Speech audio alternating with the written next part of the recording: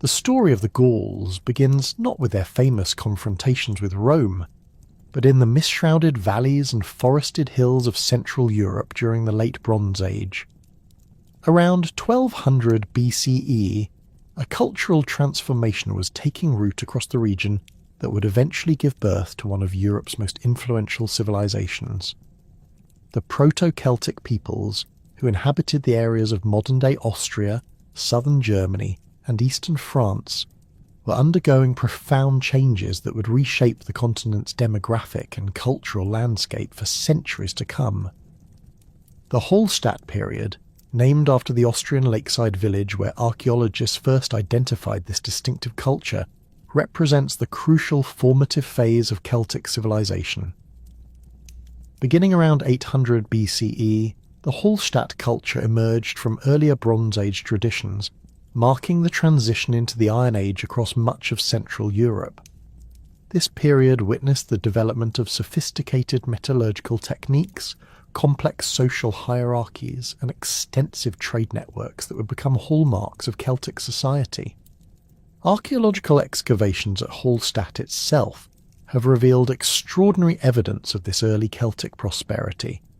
The salt mines that gave the settlement its economic foundation have preserved organic materials that normally decay, providing historians with an unprecedented window into daily life during this period. Leather clothing, wooden tools, and even human remains have emerged from the salt-preserved depths, showing a society that had mastered both practical craftsmanship and artistic expression. The famous Hallstatt cemetery, with its over 2,000 graves, demonstrates clear social stratification through burial goods that range from simple pottery vessels to elaborate bronze and iron weapons adorned with intricate geometric patterns. The transition from bronze to iron technology represented more than a simple change in materials.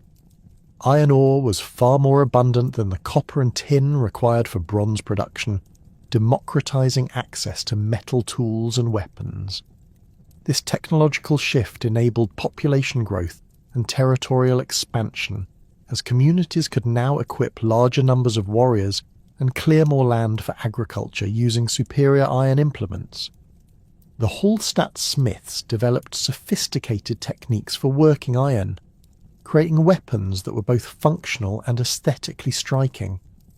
Their long iron swords, with distinctive anthropomorphic hilts featuring stylized human faces, became symbols of warrior status and technological prowess. The Proto-Celtic peoples of the Hallstatt period were not a unified political entity, but rather a collection of related tribes sharing similar languages, religious practices, and material culture. Linguistic evidence suggests that the Celtic language family was already differentiating into distinct branches during this period, with the ancestors of Gaulish, Brittonic, and Goidelic languages beginning to diverge. These linguistic developments parallel the geographic spread of Celtic-speaking peoples across an increasingly vast territory. Trade networks during the Hallstatt period extended far beyond the Celtic heartland. Mediterranean goods, including Greek pottery and Etruscan bronzes, appear in elite burials throughout the region, indicating extensive commercial contacts with the developing urban civilizations of the south.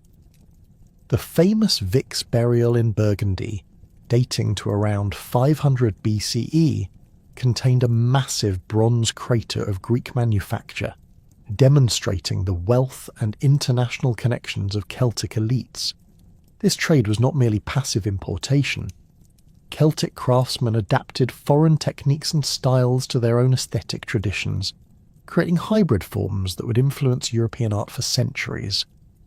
The spread of Celtic culture across Western Europe occurred through a combination of migration, cultural diffusion, and conquest. Beginning around 700 BCE, Celtic-speaking peoples began moving westward into what is now France, establishing settlements that would become the foundation of Gallic civilization. These migrations were not sudden invasions, but gradual movements of families and clans seeking new agricultural land and trading opportunities. The migrants brought with them their distinctive material culture, religious practices, and social organization, gradually transforming the cultural landscape of Western Europe.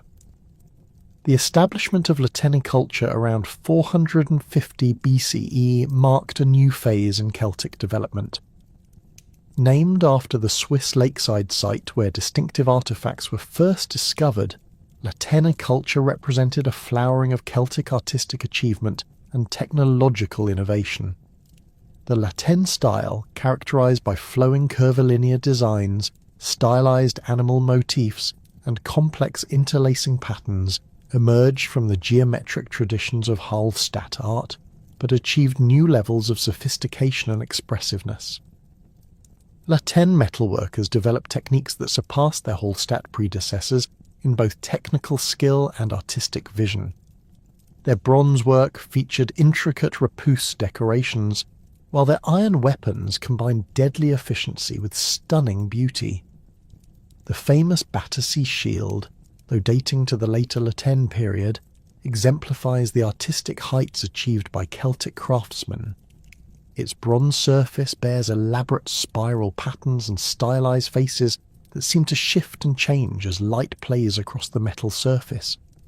The pottery traditions of the early Gauls also underwent significant evolution during this period. Early Hallstatt ceramics featured simple geometric decorations and functional forms, but Latene potters developed more sophisticated techniques and decorative schemes. They began producing wheel-thrown vessels with complex painted designs, often incorporating the same curvilinear motifs found in metalwork.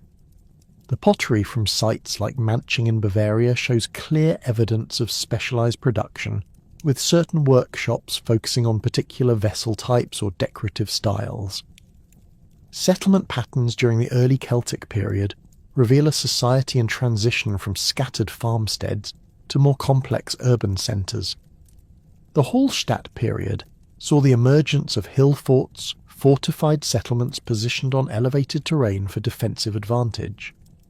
These sites, known as oppidar in later periods, served as regional centres for trade, craft production, and political authority. The Heuneburg, a massive hill fort in southwestern Germany, exemplifies this development. Its mud brick fortifications, built using Mediterranean techniques, enclosed an area of several hectares containing workshops, storage facilities, and elite residences. The agricultural foundations of early Gallic society were surprisingly sophisticated. Archaeological evidence from sites across the Celtic world reveals the use of iron ploughshares, which enabled more efficient cultivation of heavy soils. The Gauls practiced crop rotation, maintained extensive livestock herds, and developed techniques for food preservation that supported larger populations. Their agricultural surplus enabled craft specialization and supported the warrior elites who would later become famous for their military prowess. Social organization among the early Gauls was hierarchical but not rigidly stratified. At the apex stood warrior aristocrats who controlled land, livestock, and trade relationships. These elites were buried with elaborate grave goods, including weapons, jewelry, and imported luxury items that proclaimed their status and wealth. Below them were free farmers, craftsmen, and traders who formed the backbone of Celtic society. At the bottom were slaves, often prisoners of war or debtors, who performed agricultural labour and domestic service. The religious practices of the early Gauls centred on natural features like springs, groves, and hilltops, which were considered sacred spaces where the divine world intersected with human experience. Votive offerings of weapons, jewellery, and other valuable items were deposited in rivers and lakes, creating underwater treasure troves that have provided archaeologists with invaluable insights into Celtic religious beliefs. The famous Gundestrup cauldron, though dating to the later Latene period, illustrates the complexity of Celtic religious imagery with its depictions of gods, goddesses, and ritual scenes. The Druids, the priestly class that would later fascinate Roman observers, likely emerged during this early period as specialists in religious ritual, legal procedures, and oral tradition. Though direct evidence for Druidism in the Hallstatt period is limited, The complex religious symbolism found in elite burials suggests the existence of a sophisticated priesthood responsible for maintaining religious knowledge and conducting important ceremonies. Warfare during the early Celtic period was both a practical necessity and a cultural institution. The warrior ethos that would later characterize Gallic society was already evident in Hallstatt burials, where men were interred with spears, swords, and shields that proclaimed their martial status. These weapons were not merely ceremonial.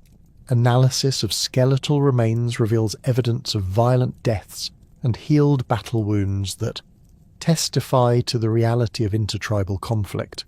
The early Gauls developed distinctive military technologies that would influence European warfare for centuries.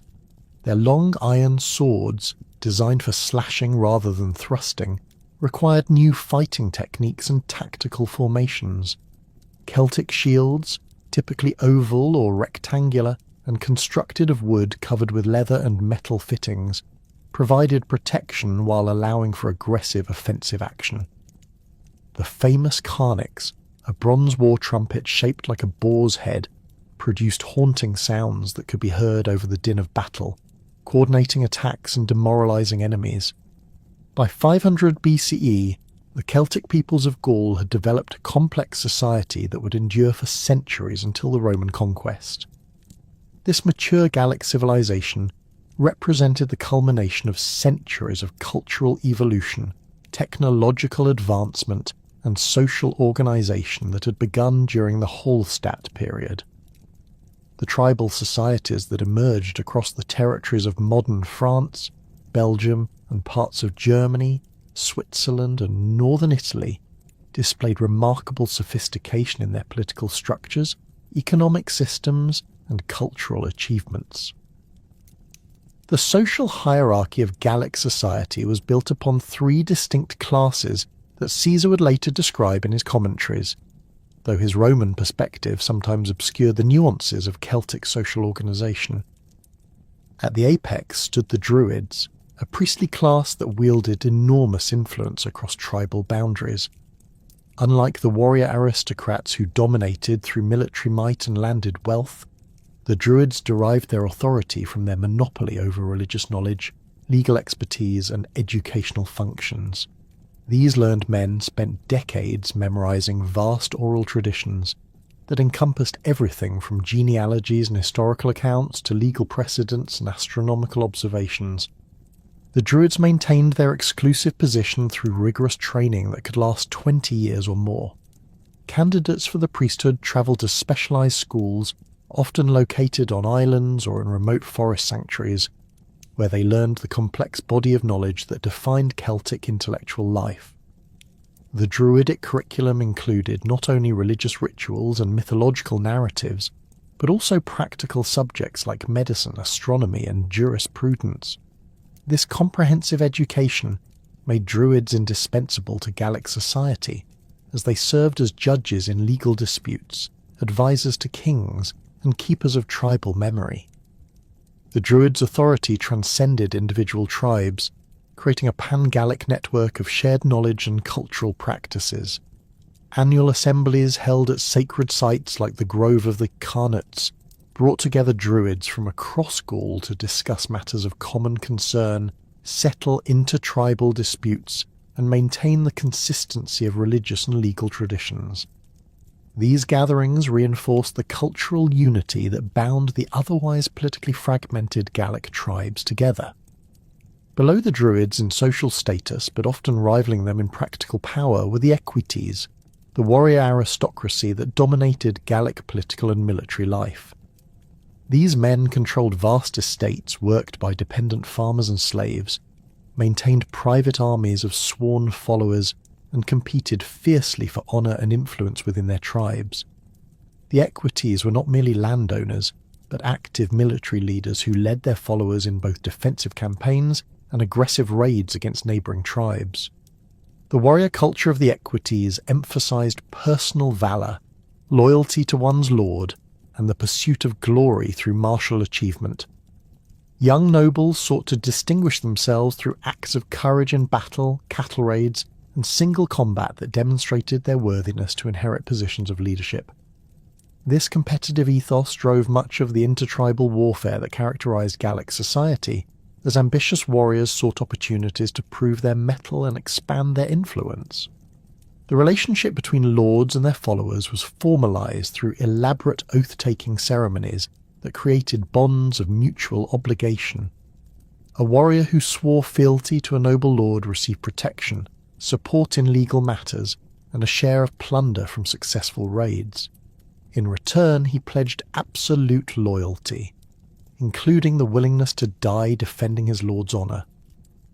These personal relationships form the backbone of Gallic military organisation, creating small but highly motivated fighting units bound together by ties stronger than mere tribal identity. The material culture of the Equites reflected their elevated status through elaborate displays of wealth and craftsmanship.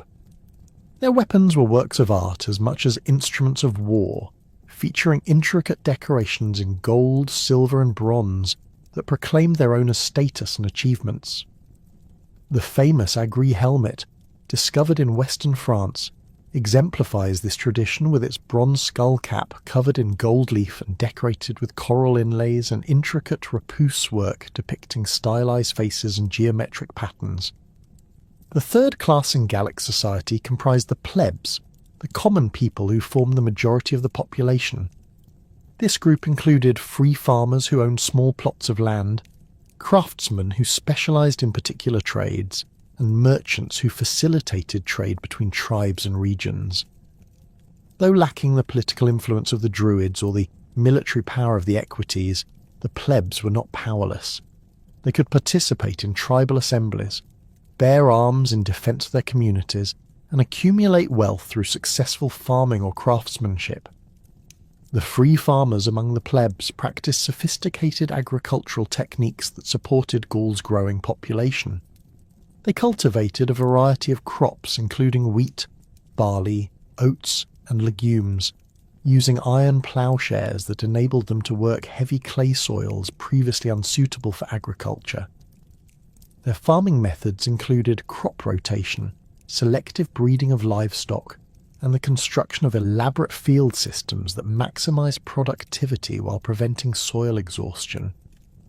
Gallic craftsmen achieved remarkable levels of skill in metalworking, pottery production and textile manufacture. Blacksmiths produced not only weapons and tools, but also decorative items like fibula, torques and belt fittings that display the distinctive Latin artistic style. These craftsmen often worked in specialised workshops located within Oppidum, where they could access raw materials through trade networks and serve customers from multiple tribes. The religious beliefs of the Gauls centred on a complex pantheon of deities associated with natural phenomena, tribal identities, and specific functions. The god Lugh, associated with light, skill and warfare, was worshipped across much of the Celtic world under various names. Epona, the horse goddess, protected travellers and cavalry warriors. Cernunnos, the horned god, ruled over animals in the underworld. These deities were not distant figures, but active participants in human affairs who could be petitioned for aid, protection and prosperity. Druidic religious practices involved elaborate rituals conducted at sacred sites throughout Gaul. Natural features like springs, groves and hilltops were considered points of contact between the human and divine worlds. The famous sanctuary at Gournay-sur-Aronde in northern France reveals the complexity of these religious sites. Excavations have uncovered evidence of ritual weapon deposits, animal sacrifices, and structured ceremonies that followed precise protocols maintained by the Druidic priesthood. The practice of human sacrifice, which so horrified Roman observers, played a significant role in Gallic religious life. Archaeological evidence from sites like Ribemont-sur-Ancre shows that captured enemies were sometimes ritually killed and their bodies displayed as offerings to the gods. These sacrifices were not random acts of violence, but carefully orchestrated ceremonies designed to secure divine favour for the tribe. The Druids who conducted these rituals believed that human life was the most valuable offering that could be made to the gods, particularly in times of crisis or before major military campaigns. Ritual deposits in rivers, lakes and bogs represent another important aspect of Gallic religious practice. The Gauls regularly threw valuable objects into bodies of water as offerings to aquatic deities. The famous hoard from Llyn Cerrig in Wales, though dating to the later Latini period, illustrates this practice with its collection of weapons, tools and decorative items that were deliberately deposited in a lake over several centuries. These underwater sanctuaries served as repositories for communal wealth and symbols of tribal identity. The economic foundation of Gallic society rested on agriculture, but trade networks extending across Europe and into the Mediterranean world provided additional sources of wealth and cultural exchange. The oppida that emerged during the 2nd and 1st centuries BCE served as focal points for these commercial activities. These fortified settlements, built on elevated terrain and protected by massive earthwork defences, housed thousands of inhabitants engaged in craft production, trade and administration. The oppidum of Bibracte, capital of the Aedui tribe, exemplifies the sophistication of these proto-urban centres. Covering over 135 hectares and protected by walls incorporating the distinctive Murus Gallicus construction technique, Bibracte contained specialised quarters for different activities.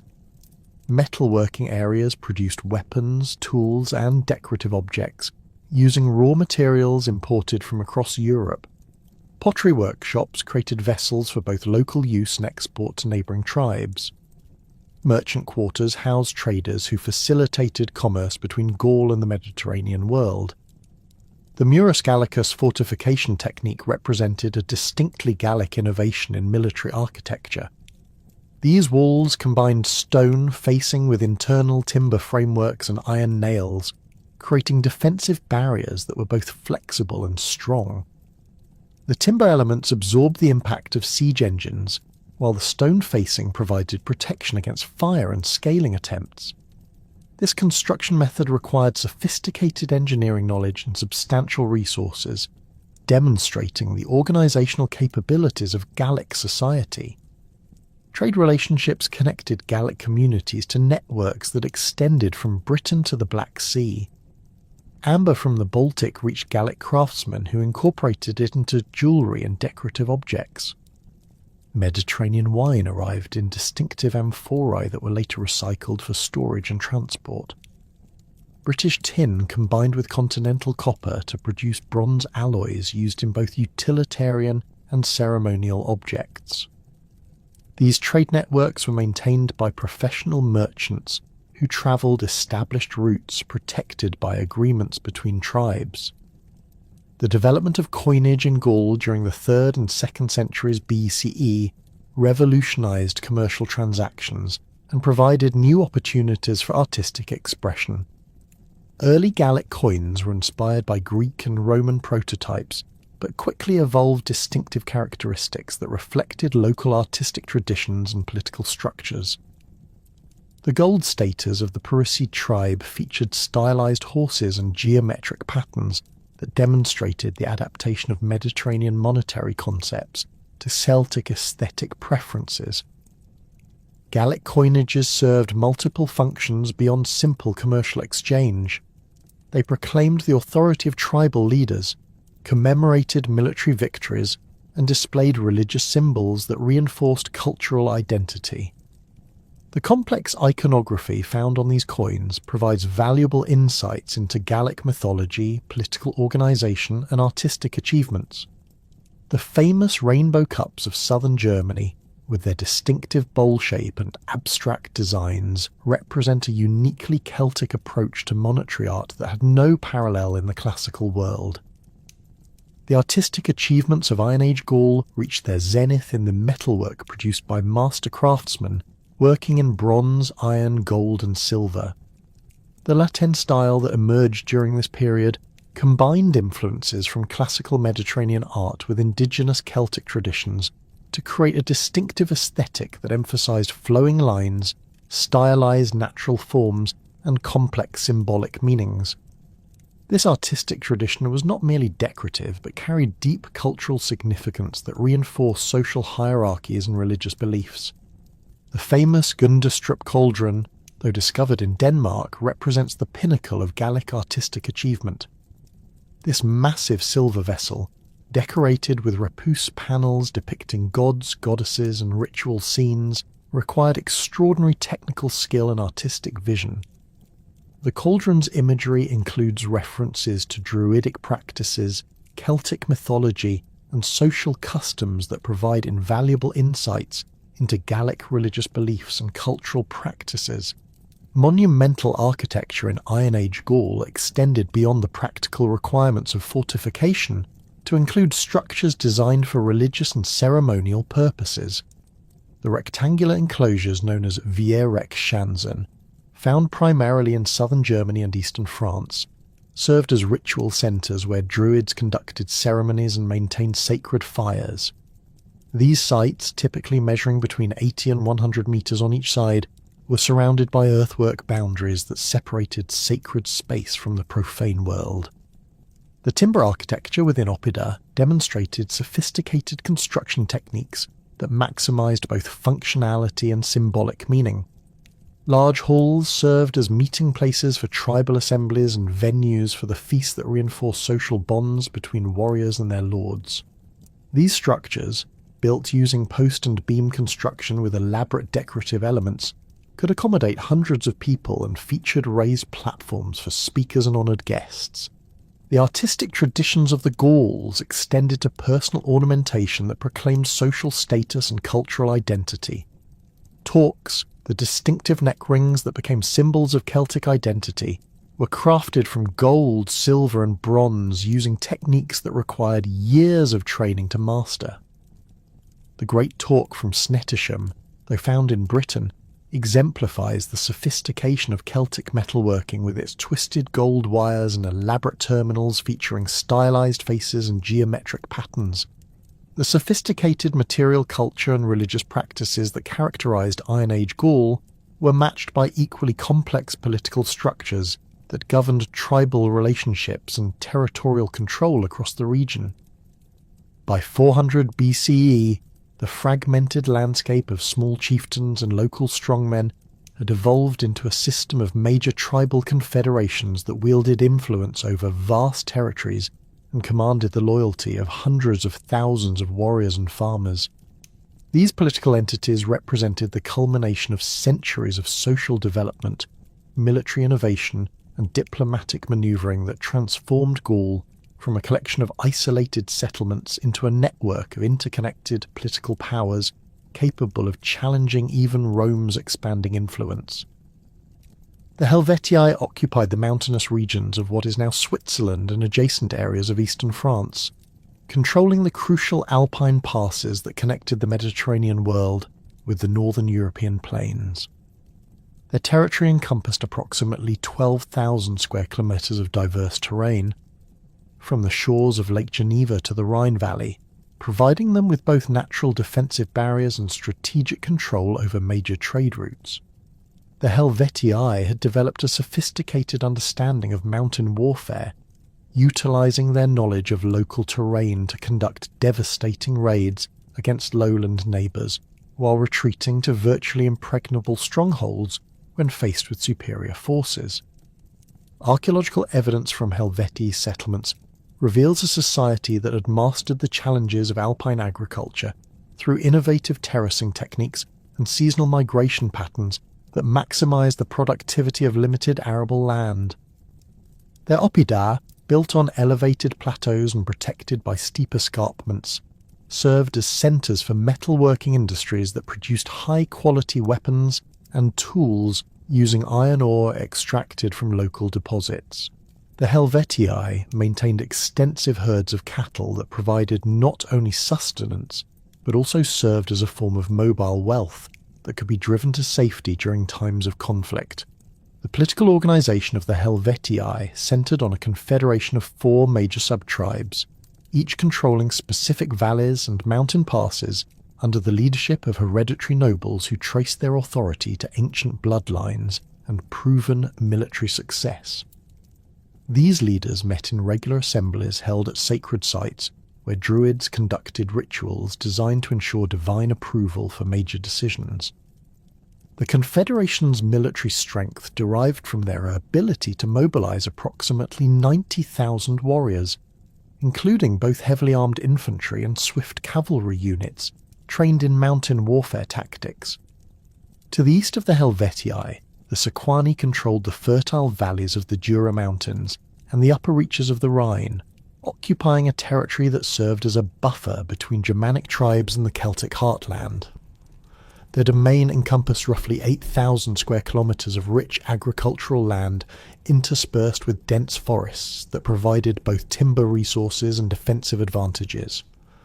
The Sequani had developed sophisticated relationships with Germanic tribes across the Rhine, engaging in both trade and military alliances that gave them access to Germanic mercenaries and exotic goods from the northern European plains. The Sequani political structure reflected their position as intermediaries between Celtic and Germanic cultures, with their nobility maintaining marriage alliances and clientage relationships that extended across ethnic boundaries. Their capital at Vesontio, strategically positioned on a bend of the Doubs River and protected by nearly impassable terrain on three sides, served as a major commercial centre where merchants from across northern Europe gathered to exchange goods and negotiate contracts. The city's massive fortifications, constructed using the distinctive Murus Gallicus technique, could withstand extended sieges while protecting a population of over 10,000 inhabitants. The military organisation of the Sequani emphasised mobility and flexibility, with their forces trained to operate in both open terrain and dense forests. Their cavalry units, equipped with long spears and reinforced by Germanic allies, could execute rapid strikes against enemy formations before withdrawing to prepared positions. The Sequani maintained a professional warrior class supported by tribute from subject communities and profits from their control of trade routes connecting the Mediterranean world with Germanic territories. The Aedui emerged as one of the most powerful tribal confederations in central Gaul, controlling vast territories that extended from the Loire Valley to the Saône River and encompassed some of the most fertile agricultural land in the region. Their domain covered approximately 15,000 square kilometres and supported a population estimated at over 400,000 people, making them one of the largest political entities in pre-Roman Gaul. The Aedui had developed sophisticated administrative systems that enabled them to govern this extensive territory through a network of client tribes, allied communities, and directly controlled settlements. The political evolution of the Aedui reflected broader trends across Gaul toward more centralised authority and reduced royal power. By 200 BCE, the traditional monarchy had been replaced by an oligarchic system dominated by wealthy nobles, who competed for annual magistracies that carried both prestige and practical authority. The position of Vergobre, the highest elected office among the Aedui, was limited to a single year, and could not be held by members of the same family simultaneously, preventing the concentration of power that had characterized earlier periods. The Aedui Assembly, composed of representatives from major settlements and allied tribes, met regularly at their capital of Bibracte to debate policy, approve military campaigns, and settle disputes between constituent communities. These gatherings involved elaborate ceremonies that reinforced social hierarchies and cultural identity, with druids conducting rituals that legitimized political decisions through divine approval. The assembly's authority extended to matters of war and peace, taxation, and the selection of military commanders for major campaigns. The economic foundation of Aedui power rested on their control of major trade routes, particularly the corridor connecting the Mediterranean world with Britain and northern Europe. Their merchants maintained permanent trading posts in distant territories, facilitating the exchange of goods that range from British tin and amber to Mediterranean wine and luxury items. The Aedui had developed their own coinage system that reflected their political authority and commercial influence. with gold and silver coins featuring distinctive artistic designs that proclaimed their independence and cultural sophistication. The Arverni controlled the mountainous regions of central France, occupying territories that encompassed the massive central and adjacent valleys. Their domain covered approximately 10,000 square kilometres of strategically important terrain that commanded access to major river systems and mountain passes. The Arverni had built their power on a combination of military prowess, control of mineral resources, and diplomatic relationships with neighbouring tribes that extended their influence far beyond their immediate territorial boundaries. The political structure of the Arverni retained stronger monarchical elements than many other Gallic tribes, with their kings wielding considerable authority over military affairs and foreign policy. These rulers maintained their position through a combination of hereditary legitimacy, military success, and the distribution of wealth to supporters and allied communities. The Arverni monarchy was not absolute, however, as kings were expected to consult with councils of nobles and druids before making major decisions that affected the entire confederation. The military strength of the Arverni derived from their ability to mobilize large numbers of warriors trained in mountain warfare and equipped with high-quality weapons produced by local smiths.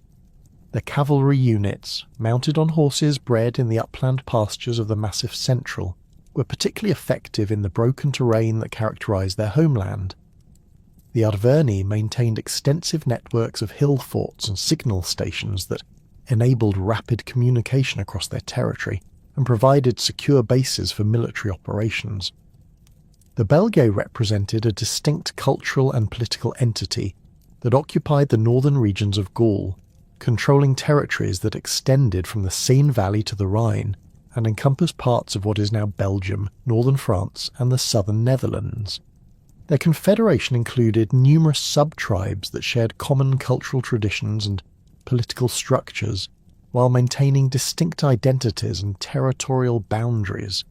The Belgae had developed close relationships with Germanic tribes across the Rhine, resulting in cultural exchanges that distinguished them from their southern neighbours.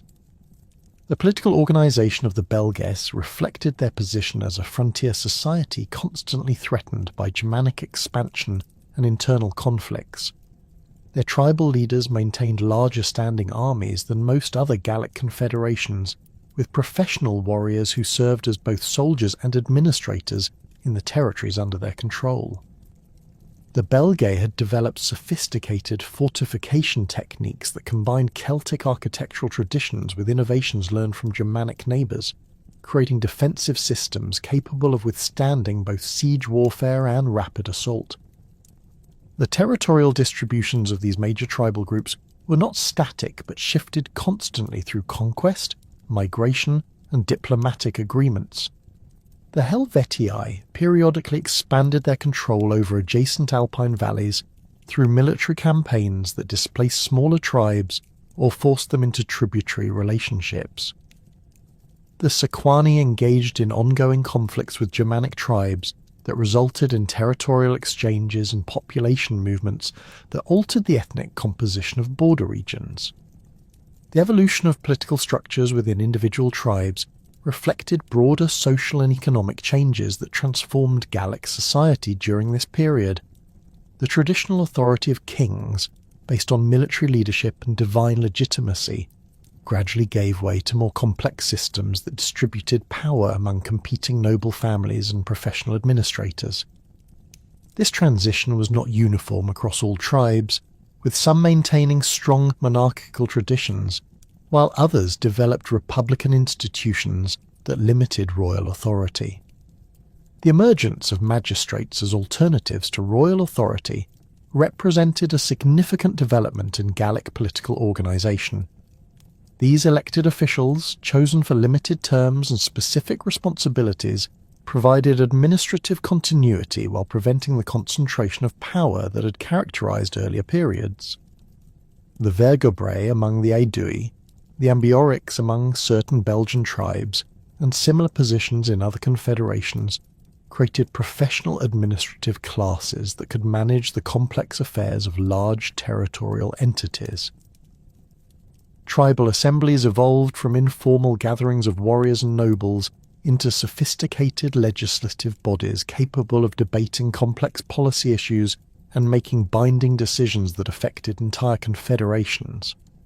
These assemblies developed procedural rules that governed debate, voting, and the implementation of decisions, creating institutional frameworks that could function effectively even during periods of political crisis. The assemblies also served as forums for the resolution of disputes between different social classes and territorial communities. The clientage systems that bound together Gallic society created networks of mutual obligation that transcended tribal boundaries and created pan-Gallic political relationships. Powerful nobles maintained clients among multiple tribes, creating personal alliances that could be activated during times of conflict or political crisis.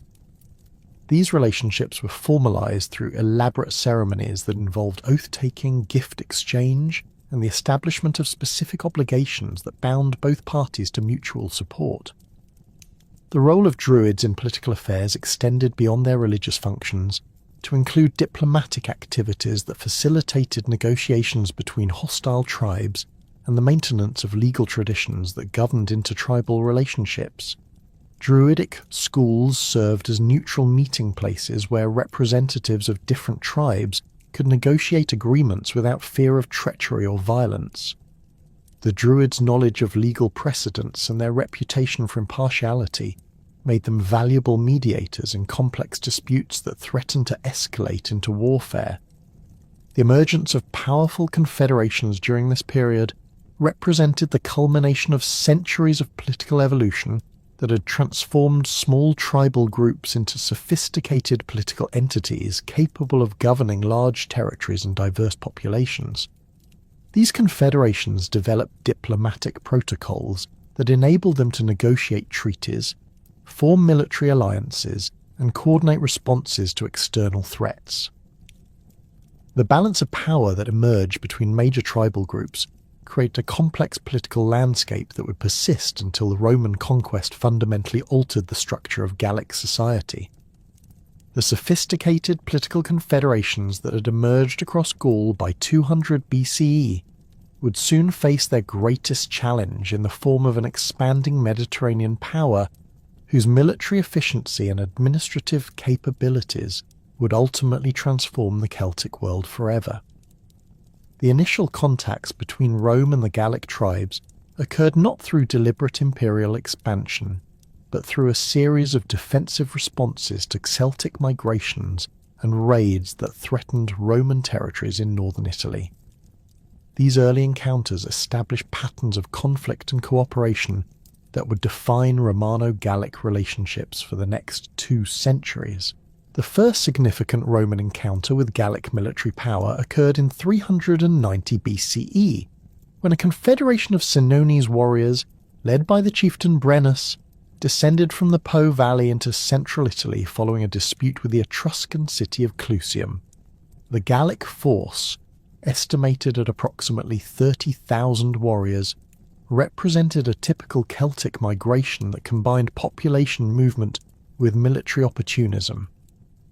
These warriors were not merely raiders, but families seeking new territories, accompanied by their livestock, household goods, and the social structures that defined tribal identity. The Roman response to this Celtic incursion revealed the limitations of early republican military organisation when confronted with unfamiliar enemies employing radically different tactical approaches.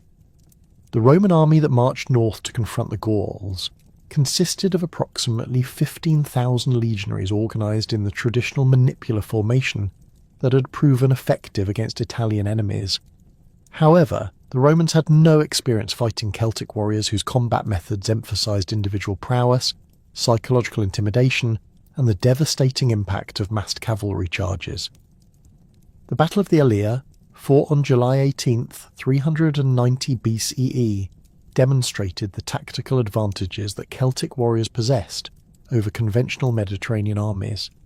The Gallic force deployed in a formation that maximised the psychological impact of their appearance, with warriors painting their bodies with woad, bleaching their hair with lime, and adorning themselves with gold torques and bronze armour that gleamed in the sunlight.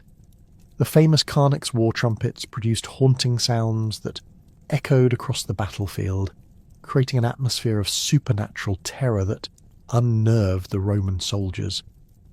The Celtic battle formation placed their most experienced warriors in the centre, supported by younger fighters on the flanks and swift cavalry units positioned to exploit any breakthrough. The Gallic warriors carried long iron swords designed for slashing attacks, wooden shields reinforced with iron bosses, and throwing spears that could penetrate Roman armour at close range. Their combat style emphasised aggressive individual action rather than the disciplined formation fighting that characterised Roman tactics. The Roman defeat at the Allia was complete and devastating. The legionaries, unprepared for the ferocity of the Celtic charge and the psychological impact of their war cries, broke formation and fled towards Rome. The Gallic pursuit was relentless, with Celtic cavalry cutting down fleeing soldiers and capturing the military standards that represented Roman honour and divine protection. The disaster left Rome virtually defenceless, with only a small garrison remaining to protect the capital while the main army scattered across the countryside. The subsequent sack of Rome lasted for 7 months, during which the Gallic warriors systematically looted the city while maintaining their siege of the capital. The Senones demonstrated their understanding of siege warfare by constructing earthworks and maintaining constant pressure on the Roman defenders. However, their primary interest lay in acquiring portable wealth rather than permanent conquest, reflecting the traditional Celtic approach to warfare as a means of obtaining prestige and resources rather than territorial expansion. The ransom negotiations that eventually ended the siege revealed the pragmatic nature of Celtic warfare and the Romans' desperate situation. The Gauls demanded £1,000 of gold as payment for their withdrawal, a sum that represented a significant portion of Rome's accumulated wealth.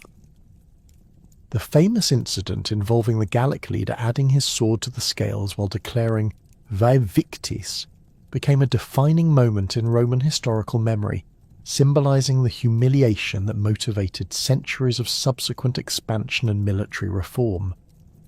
The long-term consequences of the Gallic sack extended far beyond the immediate destruction and financial loss. The Romans implemented comprehensive military reforms that addressed the tactical deficiencies revealed by their defeat. The Manipular Legion was reorganised to provide greater flexibility in confronting diverse enemies, while new recruitment policies expanded the citizen base available for military service. The construction of the Servian Wall around Rome reflected the city's determination to prevent future disasters through improved fortifications. The psychological impact of the Gallic sack created a lasting Roman fear of Celtic military capabilities that influenced imperial policy for centuries.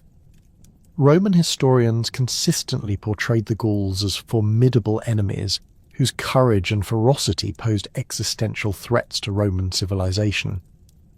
This perception, while containing elements of propaganda, reflected genuine respect for Celtic military achievements and awareness of the challenges involved in conquering Gallic territories. The gradual Roman conquest of Cisalpine Gaul during the 3rd and 2nd centuries BCE provided extensive experience in fighting Celtic enemies and established the military precedents that would later be applied during the conquest of Transalpine Gaul. The Gallic tribes of northern Italy, including the Insubres, Boii, and Senones, had established powerful confederations that controlled fertile agricultural territories and strategic mountain passes. These tribes had developed sophisticated relationships with Mediterranean powers, serving as mercenaries in various conflicts while maintaining their independence through military strength and diplomatic manoeuvring. The Roman campaigns in Cisalpine Gaul reveal the evolution of both Roman and Celtic military capabilities since the disaster at the Allia. The reformed Roman legions demonstrated superior discipline and tactical flexibility, while Celtic warriors had adopted new weapons and armour influenced by contact with Mediterranean civilizations. The conflicts featured extended sieges of heavily fortified oppida, cavalry engagements across the Po Valley plains, and mountain warfare in the Alpine foothills that tested both armies' adaptability and endurance. The Battle of Telamon in 225 BCE marked a decisive moment in the Roman conquest of Cisalpine Gaul, demonstrating the effectiveness of coordinated Roman strategy against Celtic forces. The Gallic army, comprising approximately 70,000 warriors from multiple tribes, had invaded Roman territory in response to colonial settlements that threatened traditional Celtic lands. The Roman response involved two separate armies totaling about 150,000 men, including allied contingents that provided cavalry and specialized troops. The tactical deployment at Telamon showcased the Romans' ability to coordinate complex military operations across difficult terrain. The Gallic force found itself trapped between two Roman armies, with their traditional mobility neutralized by careful Roman positioning. The battle featured intense fighting that lasted throughout the day, with Celtic warriors demonstrating their characteristic courage, while Roman discipline and superior numbers gradually prevailed. The defeat effectively ended organized Celtic resistance in northern Italy and established Roman control over the region. The Cimbrian and Teutonic invasions of the late 2nd century BCE created a new crisis that brought Roman armies into direct contact with Gallic territories for the first time since the conquest of Cisalpine Gaul. These Germanic migrations, involving an estimated 300,000 people including warriors, families and livestock, represented a demographic catastrophe that threatened to destabilize the entire region. The migrating tribes had overwhelmed Celtic defences in their original territories and were seeking new lands in the more fertile regions of southern Gaul and northern Italy. The initial Roman response to the Germanic threat revealed significant weaknesses in Republican military organisation and command structure. The armies led by Gnaeus Papirius Carbo and Marcus Junius Silanus suffered devastating defeats that demonstrated the Romans' continued vulnerability to unconventional enemies employing unfamiliar tactics. The Germanic warriors, fighting alongside their families and possessions, displayed desperate courage that overcame Roman tactical advantages and inflicted casualties that shocked the Mediterranean world. The crisis deepened when the combined Germanic forces defeated a large Roman army at Arausio in 105 BCE, killing an estimated 80,000 Roman soldiers and allies in one of the worst military disasters in Republican history. The defeat exposed the Rhine frontier to Germanic penetration and threatened the stability of Roman control over southern Gaul. The political consequences in Rome included the rise of Gaius Marius, whose military reforms would reshape the Roman army and establish the professional legions that would later conquer Transalpine Gaul. Marius's campaigns against the Cimbri and Teutones demonstrated the effectiveness of reformed Roman military organisation when properly led and adequately supplied. The new legions, composed of professional soldiers serving for extended periods, possessed superior training and equipment compared to their predecessors. The standardization of weapons and tactics enabled Roman commanders to execute complex maneuvers that maximized their advantages in discipline and coordination. The Battle of Aquae Sextiae in 102 BCE showcased Marius's tactical innovations and the improved capabilities of the reformed legions. The Roman army, totaling approximately 32,000 men, faced a Germanic force estimated at 200,000 warriors and their families. Marius employed a defensive strategy that forced the Germanic warriors to attack uphill against prepared positions, negating their numerical advantage and exposing them to concentrated missile fire from Roman auxiliaries. The victory at Aquae Sextiae was followed by an even more decisive triumph at Vercelli in 101 BCE, where Marius destroyed the remaining Germanic forces and ended the invasion threat. These campaigns established Roman military supremacy in southern Gaul and demonstrated the effectiveness of professional legions against Celtic and Germanic enemies. The victories also provided valuable experience in operating across the diverse terrain of Gaul, from Mediterranean coastal plains to alpine valleys and forested highlands. The establishment of Gallia Narbonensis in 121 BCE represented Rome's first permanent territorial acquisition in Transalpine Gaul, creating a strategic corridor that connected Italy with Spain while providing a base for future expansion. The new province encompassed the coastal regions from the Pyrenees to the Alps, including the Greek colonies of Massalia and Agatha that had requested Roman protection against Celtic raids. The territory covered approximately 100,000 square kilometres and contained diverse populations including Greeks, Celts and Ligurians, who required different administrative approaches. The Roman conquest of the territory that became Gallia Narbonensis involved campaigns against several Celtic tribes that had controlled the region for centuries. The Allobroges, who occupied the territories around modern Lyon, possessed a sophisticated political organisation and military capabilities that required sustained Roman effort to overcome. Their capital at Vienne was protected by massive fortifications and supported a population of over 20,000 inhabitants engaged in trade, craft production and agricultural activities. The Siege of Vienne demonstrated Roman expertise in conducting complex military operations against fortified Celtic positions. The Roman army, commanded by Quintus Fabius Maximus, employed siege engines and engineering techniques that overcame the city's defences through systematic approach rather than direct assault. The capture of Vienne effectively ended Allobroge's resistance and established Roman control over the crucial Rhone Valley corridor. The administrative organisation of Gallia Narbonensis reflected Roman experience in governing diverse populations while maintaining security against external threats. The province was divided into civitates that preserved existing tribal boundaries while imposing Roman legal and administrative structures. The capital at Narbo Martius became a major commercial centre that facilitated trade between the Mediterranean world and the Celtic territories beyond Roman control. The Roman military presence in Gallia Narbonensis consisted of permanent garrisons stationed at strategic locations throughout the province. These forces, totalling approximately 15,000 men, included both legionary cohorts and auxiliary units recruited from local populations. The integration of Celtic warriors into Roman military service created opportunities for cultural exchange while providing the Romans with valuable knowledge of local terrain and tribal relationships. The economic development of Gallia Narbonensis under Roman rule transformed the region into one of the most prosperous areas of the Western Mediterranean. Roman investment in infrastructure, including roads, aqueducts and harbours, facilitated commercial activities that connected Gallic producers with Mediterranean markets.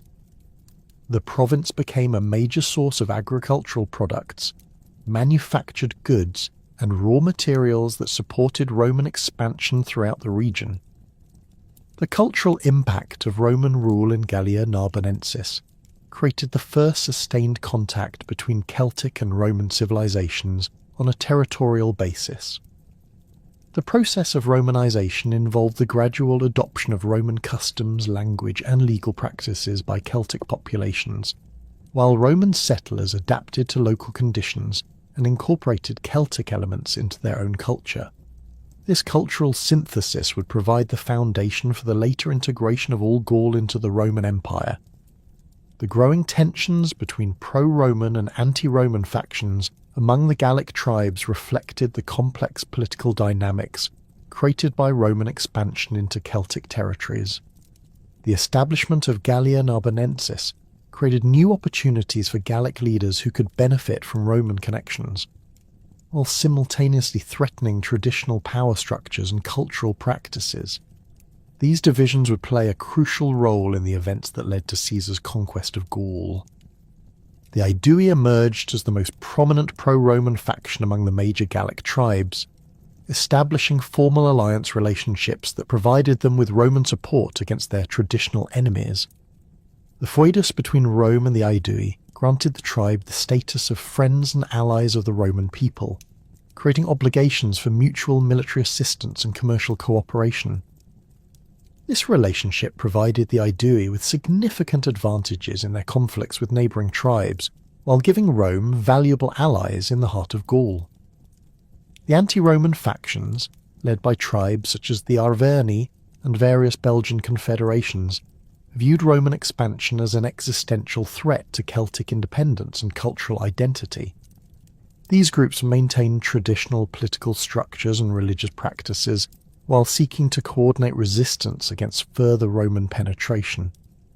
The tension between these opposing factions created the political instability that would ultimately provide Caesar with the opportunity to intervene decisively in Gallic affairs.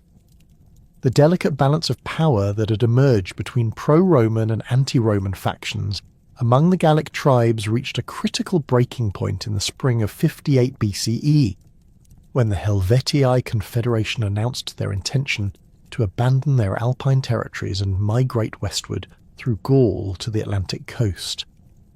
This decision, driven by population pressure and Germanic threats from across the Rhine, would trigger a chain of events that fundamentally altered the political landscape of Celtic Europe and provided Gaius Julius Caesar with the opportunity to transform himself from a debt-ridden politician into the conqueror of Gaul.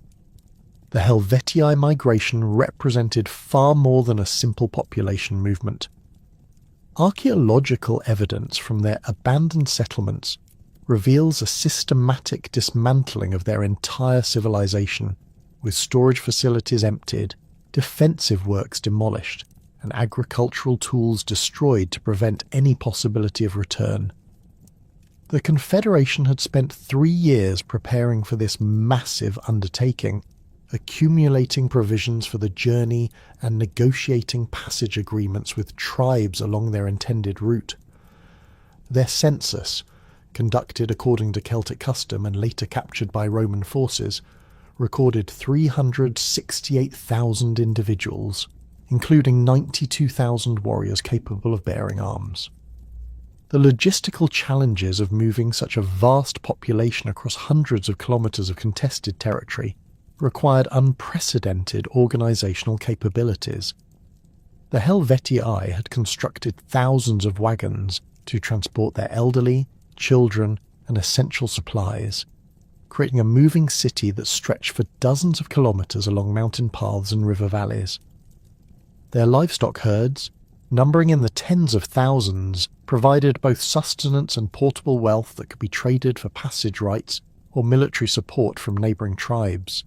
The migration route chosen by the Helvetii leadership reflected their understanding of both geographic constraints and political realities. The direct path through the Rhine Valley was blocked by Germanic tribes whose hostility made passage impossible, while the southern route through Roman territory in Gallia Narbonensis would require negotiating with authorities who might view such a massive movement as a threat to provincial security. The Helvetii therefore planned to travel through the territories of the Sequani and Aedui, relying on traditional Celtic obligations of hospitality and their reputation as formidable warriors to secure safe passage. Caesar's initial response to reports of the Helvetii migration revealed his immediate recognition of both the threat and the opportunity presented by this unprecedented situation. As proconsul of Gallia Narbonensis and Cisalpine Gaul, he possessed the authority to protect Roman territories and allies from external threats, but the legal justification for intervention in the internal affairs of independent Gallic tribes remained questionable. The Helvetii request for passage through Roman territory provided Caesar with the pretext he needed to mobilise his forces and position himself as the defender of Roman interests in Gaul. The Roman military response began with the rapid deployment of the 10th Legion from its winter quarters in Cisalpine Gaul to the vicinity of Geneva, where the Helvetii had requested permission to cross the Rhone River through Roman territory. Caesar's personal arrival at Geneva within 8 days of receiving the initial reports demonstrated the efficiency of Roman communications and the proconsul's understanding of the political implications of the crisis.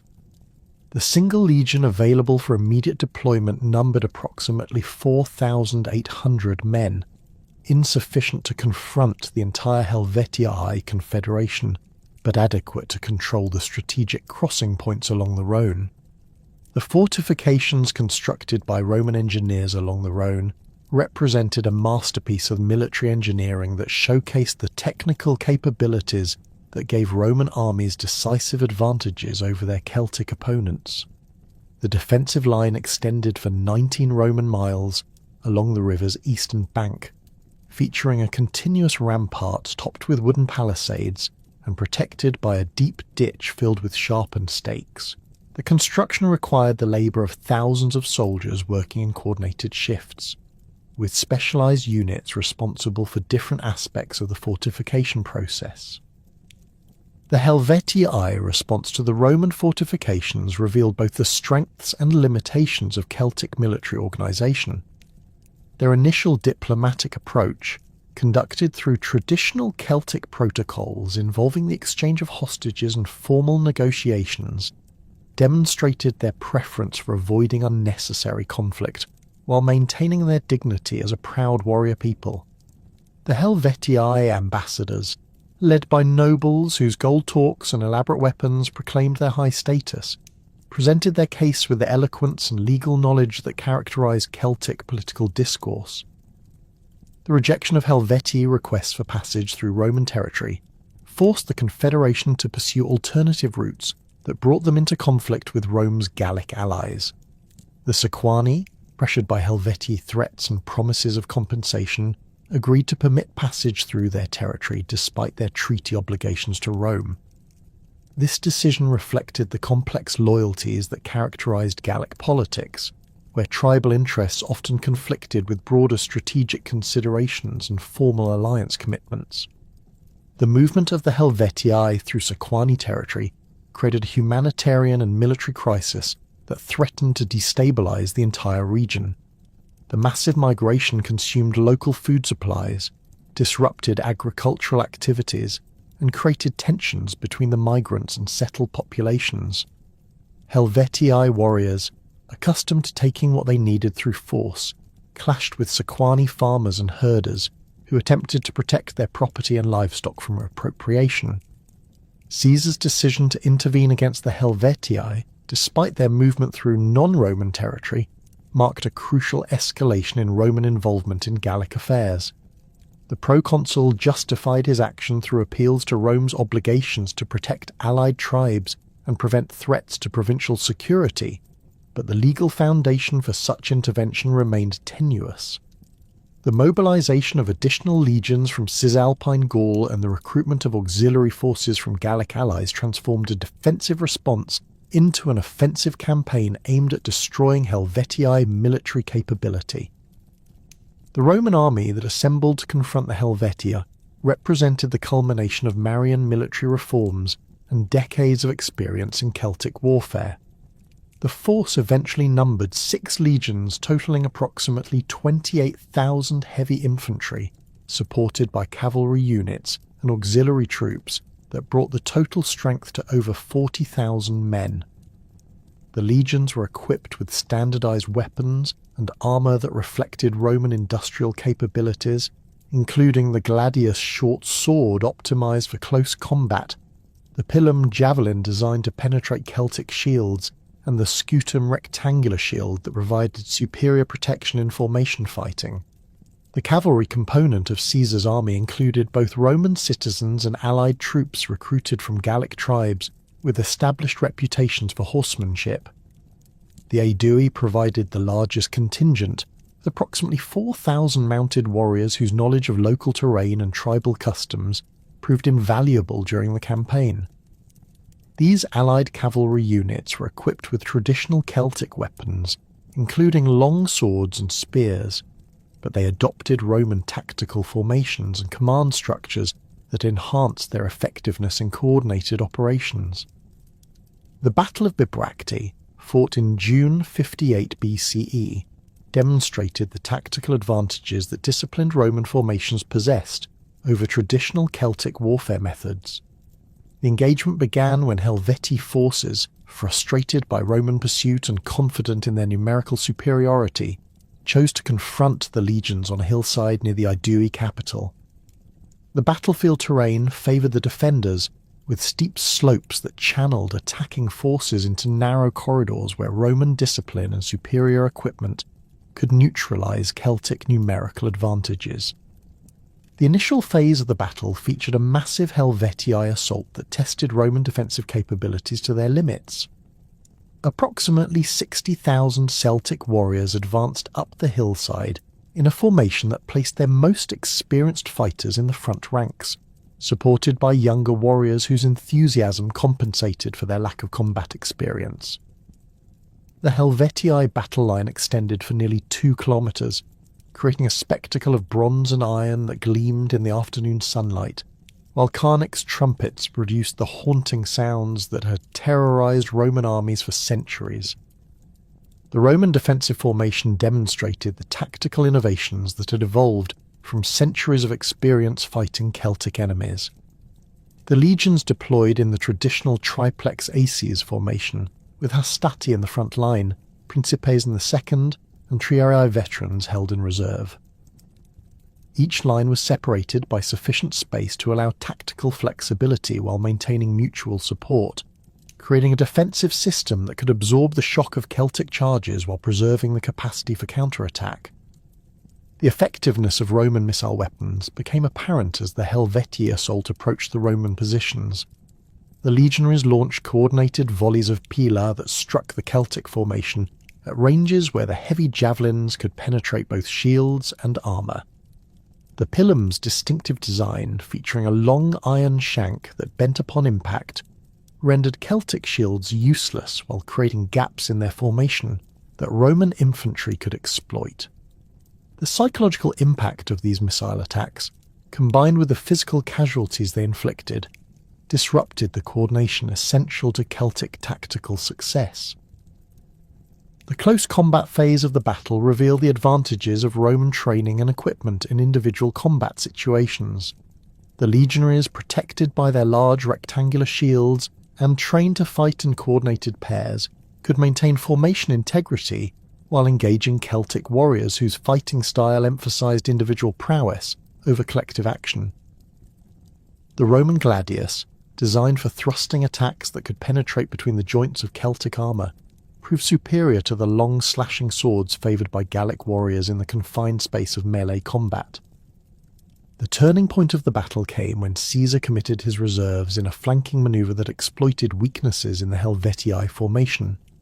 The Triarii veterans, held back during the initial engagement, advanced against the Celtic left flank while allied cavalry units struck the Helvetii rear guard.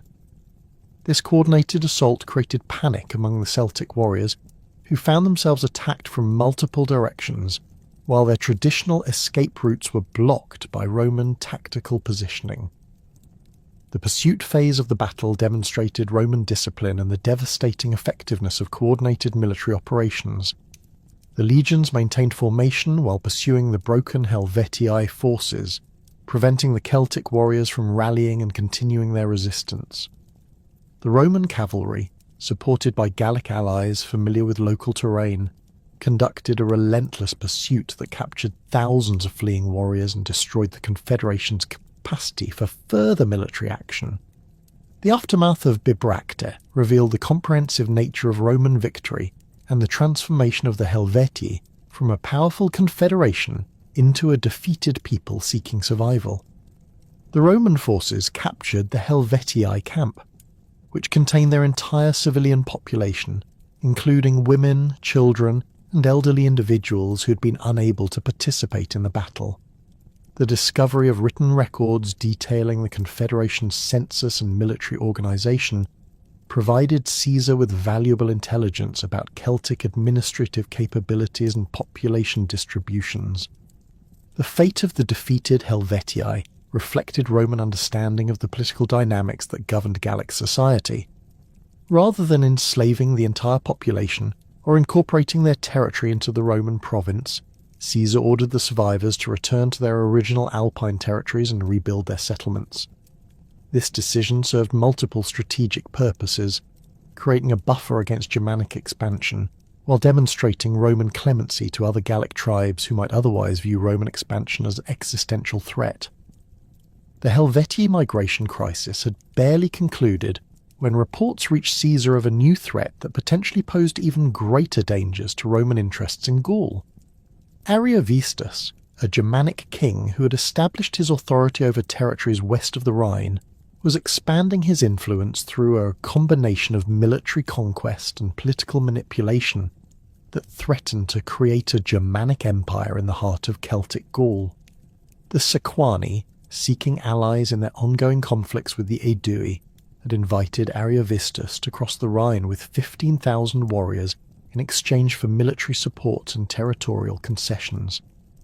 The Germanic presence in Gaul represented a fundamental challenge to the balance of power that had characterized Celtic politics for centuries. Ariovistus commanded approximately 120,000 followers, including warriors, families, and dependents who had crossed the Rhine in successive waves over the previous decade. These Germanic settlers had established fortified communities in territories seized from Celtic tribes, creating a demographic transformation that threatened to alter the ethnic composition of Eastern Gaul permanently. The military capabilities of Ariovistus's forces differed significantly from those of Celtic armies, reflecting the harsh conditions and constant warfare that characterized Germanic society. The Germanic warriors were larger and more physically imposing than their Celtic counterparts, with fair hair and pale skin that created a distinctive appearance that intimidated their enemies. Their weapons included massive two-handed swords, heavy spears designed for both thrusting and throwing, and wooden shields reinforced with iron bosses that could serve as offensive weapons in close combat.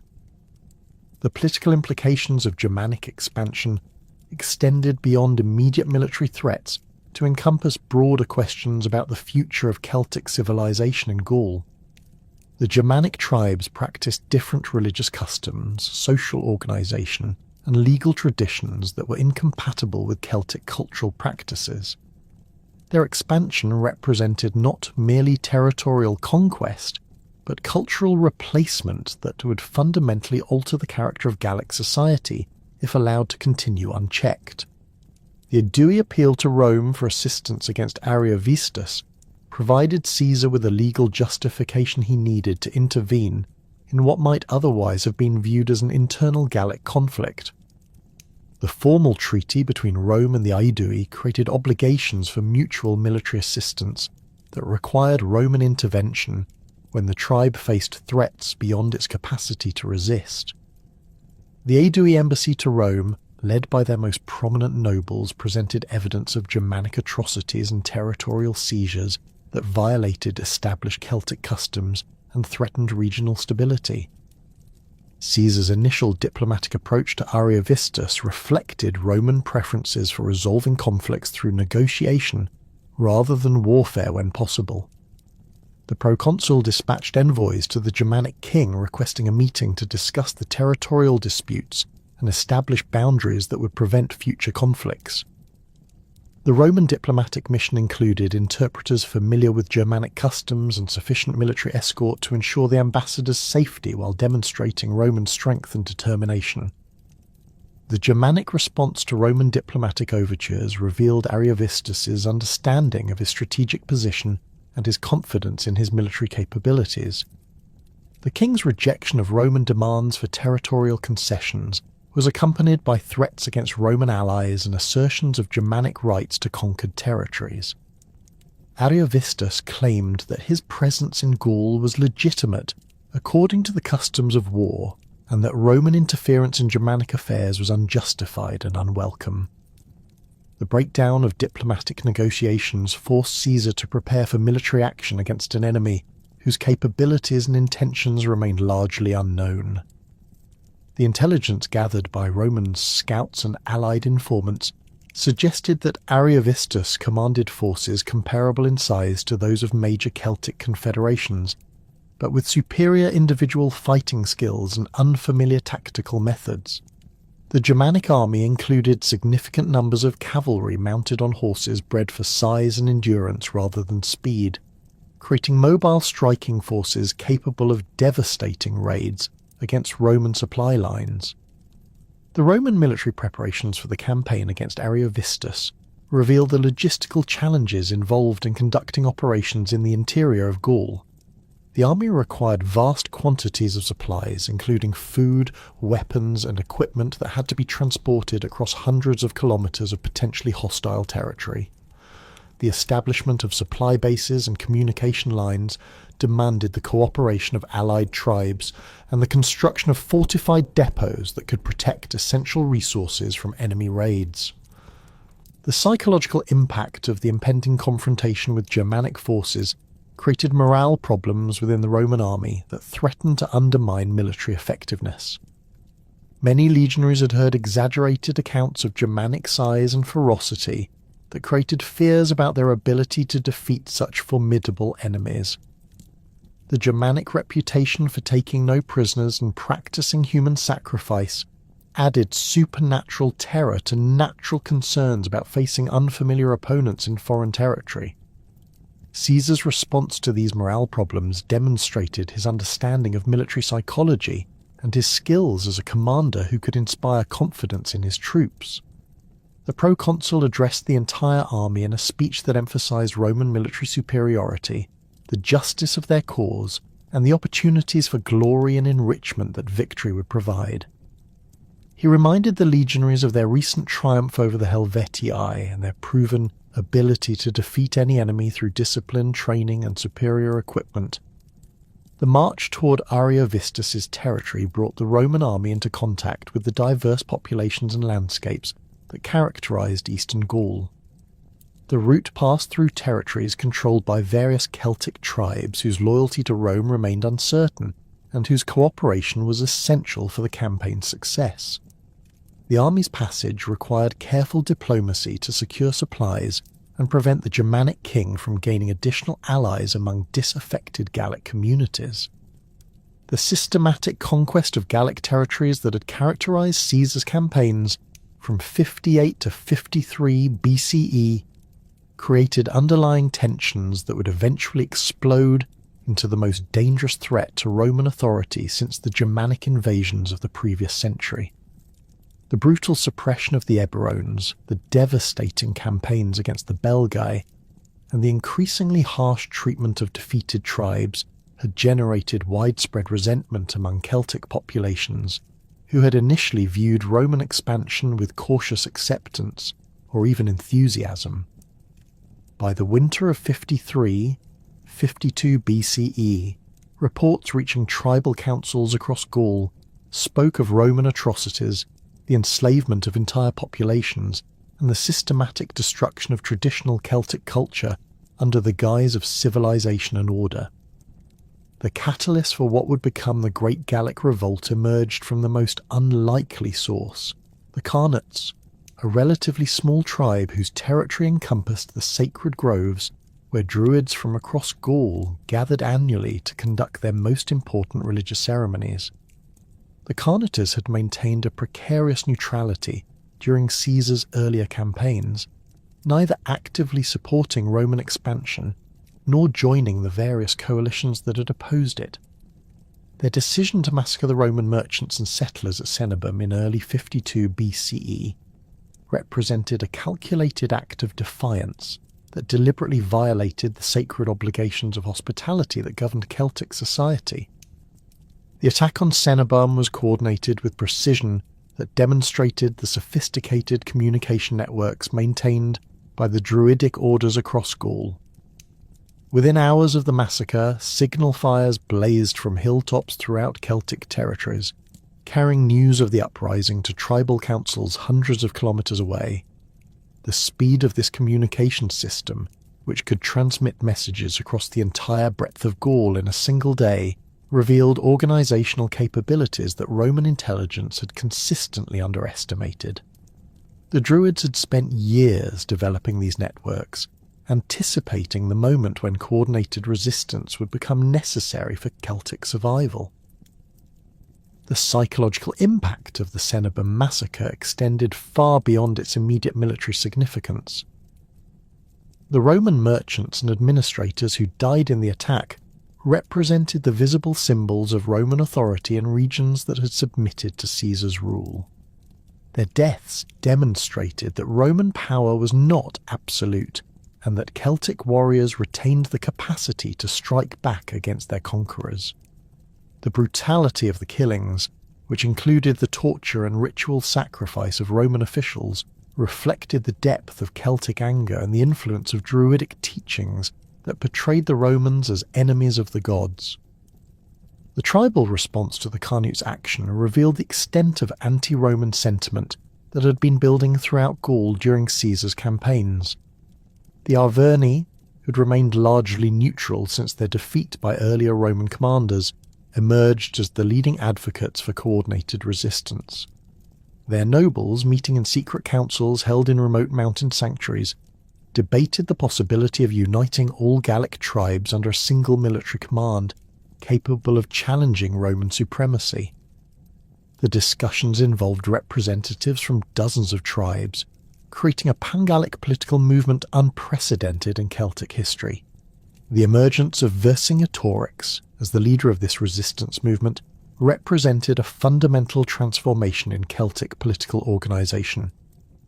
The young Arverni noble, whose name meant Great King of Warriors, possessed the charismatic personality and military expertise necessary to unite tribes that had spent centuries fighting each other. His background combined traditional Celtic warrior training with exposure to Roman military methods gained through his father's earlier collaborations with Roman commanders. This unique combination of Celtic cultural authenticity and tactical sophistication made him the ideal leader for a movement that required both traditional legitimacy and innovative strategy. Vercingetorix's rise to power within the Arverni Confederation demonstrated his political skills and understanding of Celtic social dynamics. The traditional Arverni leadership, dominated by nobles who favoured accommodation with Rome, initially opposed his calls for resistance. His supporters, drawn primarily from younger warriors and common farmers who had suffered under Roman taxation and land seizures, represented a departure from the aristocratic politics that had previously dominated tribal decision-making. The assembly that elected Vercingetorix as war leader included representatives from social classes that had rarely participated in major political decisions. The military organisation that Vercingetorix established reflected his understanding of both Celtic fighting traditions and Roman tactical methods. Rather than relying on the traditional Celtic approach of individual warrior prowess and tribal levies, he created a professional army based on standardised training, coordinated tactics, and unified command structure. The force that assembled under his leadership included approximately 80,000 infantry and 15,000 cavalry drawn from tribes across central and western Gaul. These warriors were equipped with weapons and armour produced by Celtic smiths, using techniques that combined traditional craftsmanship with innovations learned from captured Roman equipment. The strategic planning that preceded the revolt demonstrated Vercingetorix's sophisticated understanding of the challenges involved in confronting Roman military superiority. His analysis of Caesar's previous campaigns identified the logistical vulnerabilities that could be exploited through coordinated attacks on Roman supply lines and communication networks. The plan involved simultaneous uprisings across multiple regions that would force the Romans to divide their forces while preventing them from concentrating their strength against individual tribal armies. The initial phase of the revolt achieved remarkable success through its coordination and timing. Tribes across Gaul rose simultaneously, attacking Roman garrisons, supply depots and administrative centres with precision that caught the Romans completely unprepared. The Senianes captured and destroyed the Roman fortress at Velaunodunum, while the Parisii seized control of Lutetia and massacred the Roman merchants who had established trading posts along the Seine. The speed and scope of these coordinated attacks demonstrated the effectiveness of the communication networks that the Druids had developed over years of careful planning. The Roman response to the initial uprising revealed the extent to which Caesar's earlier successes had created overconfidence in Roman military capabilities. The scattered Roman forces distributed across Gaul in small garrisons designed to maintain order rather than fight major battles, found themselves isolated and outnumbered by Celtic forces that had achieved tactical surprise. Many Roman commanders, accustomed to dealing with individual tribal uprisings, failed to recognize the coordinated nature of the revolt and responded with conventional tactics that proved inadequate against the unified Celtic strategy. Caesar's personal situation when news of the revolt reached him in Cisalpine Gaul reflected the political pressures that had driven his Gallic campaigns from their inception. The proconsul was deeply involved in Roman political maneuvering related to his consulship ambitions and the growing tensions with Pompey that would eventually lead to civil war. The Gallic uprising threatened to destroy the military reputation and financial resources that formed the foundation of his political power. His immediate departure for Gaul, despite the winter weather and political risks, demonstrated his recognition that the revolt posed an existential threat to his career and possibly his life. The march that brought Caesar back to Gaul showcased the organizational capabilities that had made Roman expansion possible. Despite the winter conditions and the need for secrecy, the proconsul assembled a force of approximately 10,000 men and crossed the snow-covered Alps in a journey that took less than 3 weeks. The speed of this movement, achieved through careful logistical planning and the discipline of veteran soldiers, enabled Caesar to reach his scattered forces before the revolt could achieve complete success. The psychological impact of his unexpected arrival in Gaul demoralized Celtic forces, who had believed that the Roman commander was trapped in Italy by winter weather and political obligations. The siege of Gergovia represented the first major test of strength between Caesar's reorganized forces and Vercingetorix's unified Celtic army. The Arverni capital, built on a plateau that rose nearly 400 meters above the surrounding valley, presented formidable defensive advantages that maximized Celtic strengths while minimizing Roman tactical superiority. The city's fortifications, constructed using traditional Celtic techniques enhanced by innovations learned from Roman siege warfare, created defensive barriers that could not be overcome through conventional assault methods.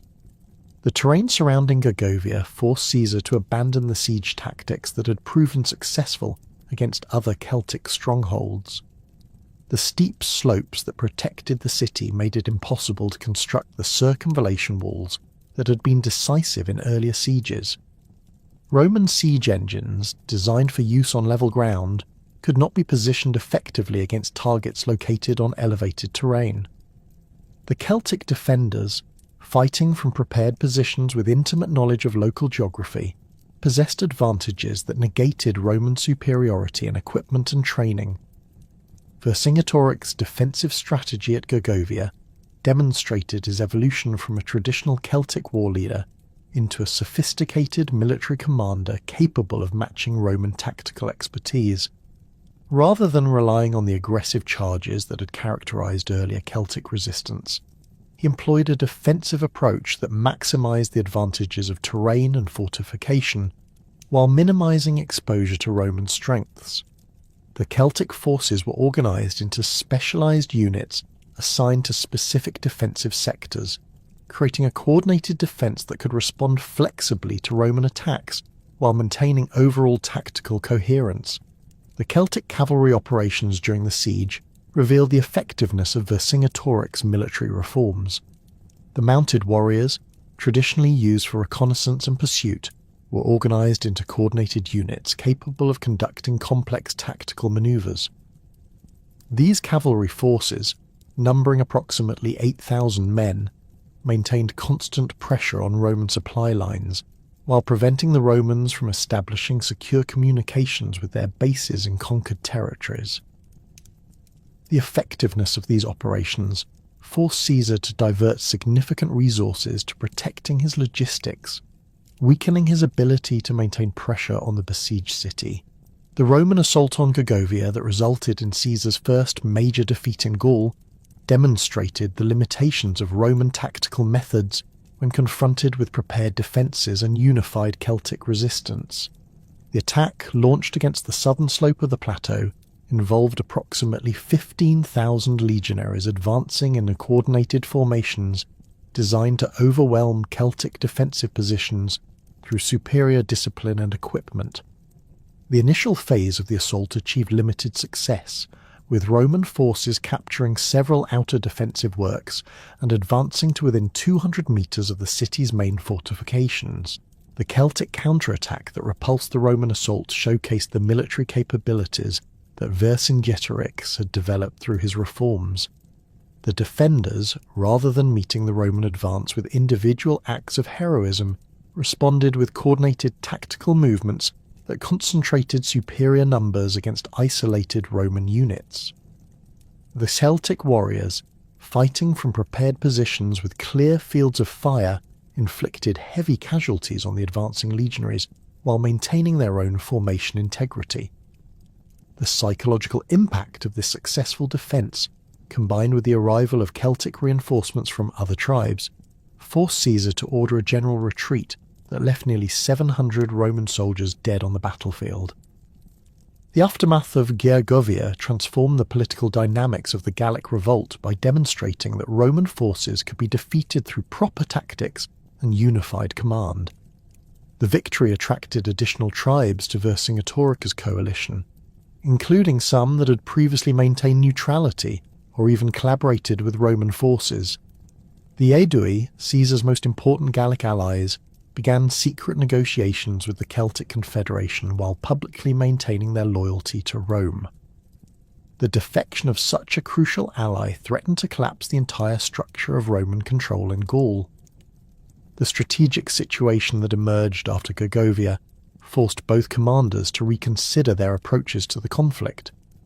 Caesar recognized that his traditional tactics of rapid movement and decisive battles were inadequate against an enemy that could avoid direct confrontation, while maintaining pressure through coordinated attacks on Roman vulnerabilities. Vercingetorix understood that his victory at Gergovia, while significant, had not destroyed Roman military capability, and that Caesar would return with reinforcements and new strategies designed to overcome Celtic defensive advantages. The Celtic War Council that met following the victory at Gergovia revealed the challenges involved in maintaining unity among tribes with different strategic priorities and traditional rivalries. Representatives from over 60 tribes participated in debates that addressed fundamental questions about the conduct of the war and the political structure of post-Roman Gaul. The discussions involved complex negotiations between tribal leaders who had to balance their commitment to the pan-Gallic cause with their obligations to their own peoples and territories. The decision to concentrate Celtic forces at Alesia reflected Vercingetorix's strategic assessment that the revolt had reached a critical juncture requiring decisive action. The hilltop fortress, located in the territory of the Mandubi tribe, offered defensive advantages similar to those at Gergovia, while providing a central location that could serve as a rallying point for Celtic forces from across Gaul. The city's position on major trade routes ensured adequate supplies for a prolonged siege, while its fortifications provided protection against Roman assault tactics. The concentration of Celtic forces at Alesia created the largest army that had ever assembled under unified Celtic command. The garrison that occupied the fortress numbered approximately 80,000 warriors, while additional forces totaling nearly 250,000 men gathered in the surrounding territory to support the defence. These numbers represented a significant portion of the military-age population of Gaul, demonstrating the extent to which the revolt had mobilised Celtic society for total war against Roman domination. The Roman response to the Celtic concentration at Alesia revealed Caesar's recognition that the siege would determine the outcome of the entire Gallic revolt. The proconsul assembled all available forces for what he understood would be the decisive confrontation of the war. The Roman army that advanced toward Alesia included 8 legions totaling approximately 40,000 men, supported by auxiliary forces and allied contingents that brought the total strength to nearly 60,000 soldiers. This represented the largest Roman force that had ever operated in Gaul. demonstrating the resources that Rome was willing to commit to suppressing the revolt. The siege of Alesia began with Roman engineering operations that showcased the technical capabilities that gave Roman armies decisive advantages in prolonged confrontations. The Roman engineers, working under the direction of specialists trained in siege warfare, constructed a double line of fortifications that completely surrounded the Celtic stronghold. The inner wall, known as the circumvallation, prevented the defenders from breaking out of the city, while the outer wall, called the contravallation, protected the Roman forces from attacks by the Celtic relief army that was assembling in the surrounding territory. The construction of these fortifications required extraordinary engineering expertise and massive labour resources.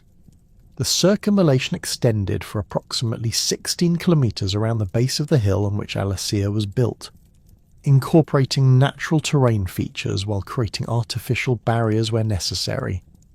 The defensive works included ditches filled with sharpened stakes, earthwork ramparts topped with wooden palisades, and stone walls reinforced with iron spikes. The complexity of these fortifications demonstrated Roman mastery of siege warfare techniques that had been developed through centuries of military experience. The contravallation, built to protect the Roman forces from external attack, extended for nearly 21 kilometres and incorporated even more sophisticated defensive features. The outer wall included multiple lines of obstacles designed to break up attacking formations and channel enemy forces into killing zones where Roman weapons could achieve maximum effectiveness. The engineering challenges involved in constructing these fortifications while maintaining the siege of Alesia required coordination between thousands of soldiers working in specialised teams under constant threat of Celtic attack. The impact of the siege on the civilian population of Alesia revealed the brutal realities of ancient warfare and the human cost of the Gallic revolt. The city's normal population of approximately 15,000 inhabitants was swollen by the presence of 80,000 warriors and their followers, creating overcrowding that strained food supplies and sanitation systems. The Roman blockade prevented the delivery of supplies from the surrounding territory, forcing the defenders to ration their resources while maintaining their military effectiveness. The psychological warfare that accompanied the siege demonstrated the sophisticated understanding of human nature that characterized both Roman and Celtic military leadership. Caesar ordered the construction of siege towers and artillery positions that created constant pressure on the defenders while demonstrating Roman determination to continue the siege indefinitely. Vercingetorix responded by organising displays of Celtic unity and determination, including religious ceremonies conducted by Druids who proclaimed divine support for the resistance. The arrival of the Celtic relief army transformed the siege into a three-way battle that tested the tactical capabilities of all participants. The relief force, commanded by Vercingetorix's cousin Vercassivelaunus, numbered approximately 250,000 warriors drawn from tribes across Gaul. This massive army represented the largest military force that had ever assembled in Celtic Europe, demonstrating the extent to which the revolt had mobilised the entire population of Gaul for the struggle against Roman domination. The tactical challenges facing the relief army revealed the difficulties involved in coordinating operations between large military forces without modern communication systems. The Celtic commanders had to coordinate attacks by the relief army with breakout attempts by the forces trapped in Alesia, while maintaining pressure on the Roman fortifications that separated these two forces. The complexity of these operations required precise timing and coordination that tested the limits of Celtic military organisation. The final Battle of Alesia began with a coordinated Celtic assault that attacked the Roman fortifications from both directions simultaneously. The warriors trapped in the city launched a desperate breakout attempt while the relief army assaulted the contravallation from the outside. The Roman forces, caught between these two attacks, found themselves fighting on multiple fronts while maintaining the structural integrity of their defensive positions. The intensity of the fighting which continued for several hours, created casualties on all sides that demonstrated the desperation of the Celtic cause and the determination of Roman resistance. The decisive moment of the battle came when Caesar personally led a cavalry charge that broke through the Celtic lines and created panic among the relief army. The proconsul's appearance on the battlefield, recognisable by his distinctive scarlet cloak and the veteran cavalry units that accompanied him, had a psychological impact that exceeded its immediate tactical significance. The Celtic warriors, many of whom had never seen the Roman commander who had conquered their territories, were demoralised by his presence and began to withdraw from positions they had held throughout the day. The collapse of the Celtic relief army marked the effective end of organised resistance to Roman rule in Gaul. The massive force that had represented the last hope of Celtic independence dissolved into scattered groups of fleeing warriors who abandoned their weapons and equipment in their haste to escape Roman pursuit. The psychological impact of this defeat extended far beyond its immediate military consequences, demonstrating to Celtic populations throughout Gaul that Roman military superiority was absolute and that further resistance was futile. The surrender of Vercingetorix represented both a personal tragedy and a symbolic end to Celtic independence in Gaul. The Celtic leader's decision to sacrifice himself in hopes of securing better treatment for his followers demonstrated the personal honour that characterised Celtic warrior culture. His appearance before Caesar, dressed in his finest armour and weapons, created a dramatic confrontation between the two leaders who had dominated the final phase of the Gallic Wars. The Roman treatment of the captured Celtic leader, who was kept as a prisoner for 6 years before being executed during Caesar's triumph, reflected the political requirements of Roman victory rather than personal animosity between the commanders. The systematic destruction of organised Celtic resistance at Alesia marked the beginning of a profound transformation that would reshape Gallic society more completely than any previous conquest in Roman history.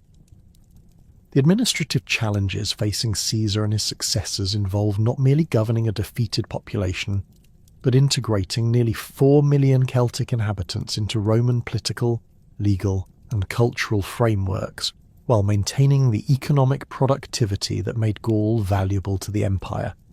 The process of Romanization that began in the immediate aftermath of the conquest would prove to be one of the most successful examples of cultural assimilation in the ancient world, creating a synthesis of Celtic and Roman traditions that would define the region's character for centuries. The initial administrative structure imposed on conquered Gaul reflected Roman experience in governing diverse populations, while addressing the specific challenges presented by Celtic political organisation.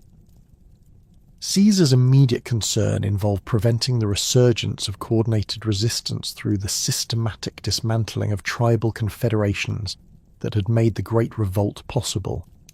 The traditional Celtic political structures, based on tribal assemblies and elected magistrates, were replaced by Roman administrative units that fragmented large tribal territories into smaller, more manageable civitates. These new administrative divisions deliberately separated traditional allies while grouping former enemies under common Roman authority, making future coordination of resistance virtually impossible. The establishment of the three Gauls represented the culmination of Augustus's administrative reforms and demonstrated Roman understanding of the geographic and cultural diversity that characterized the conquered territories.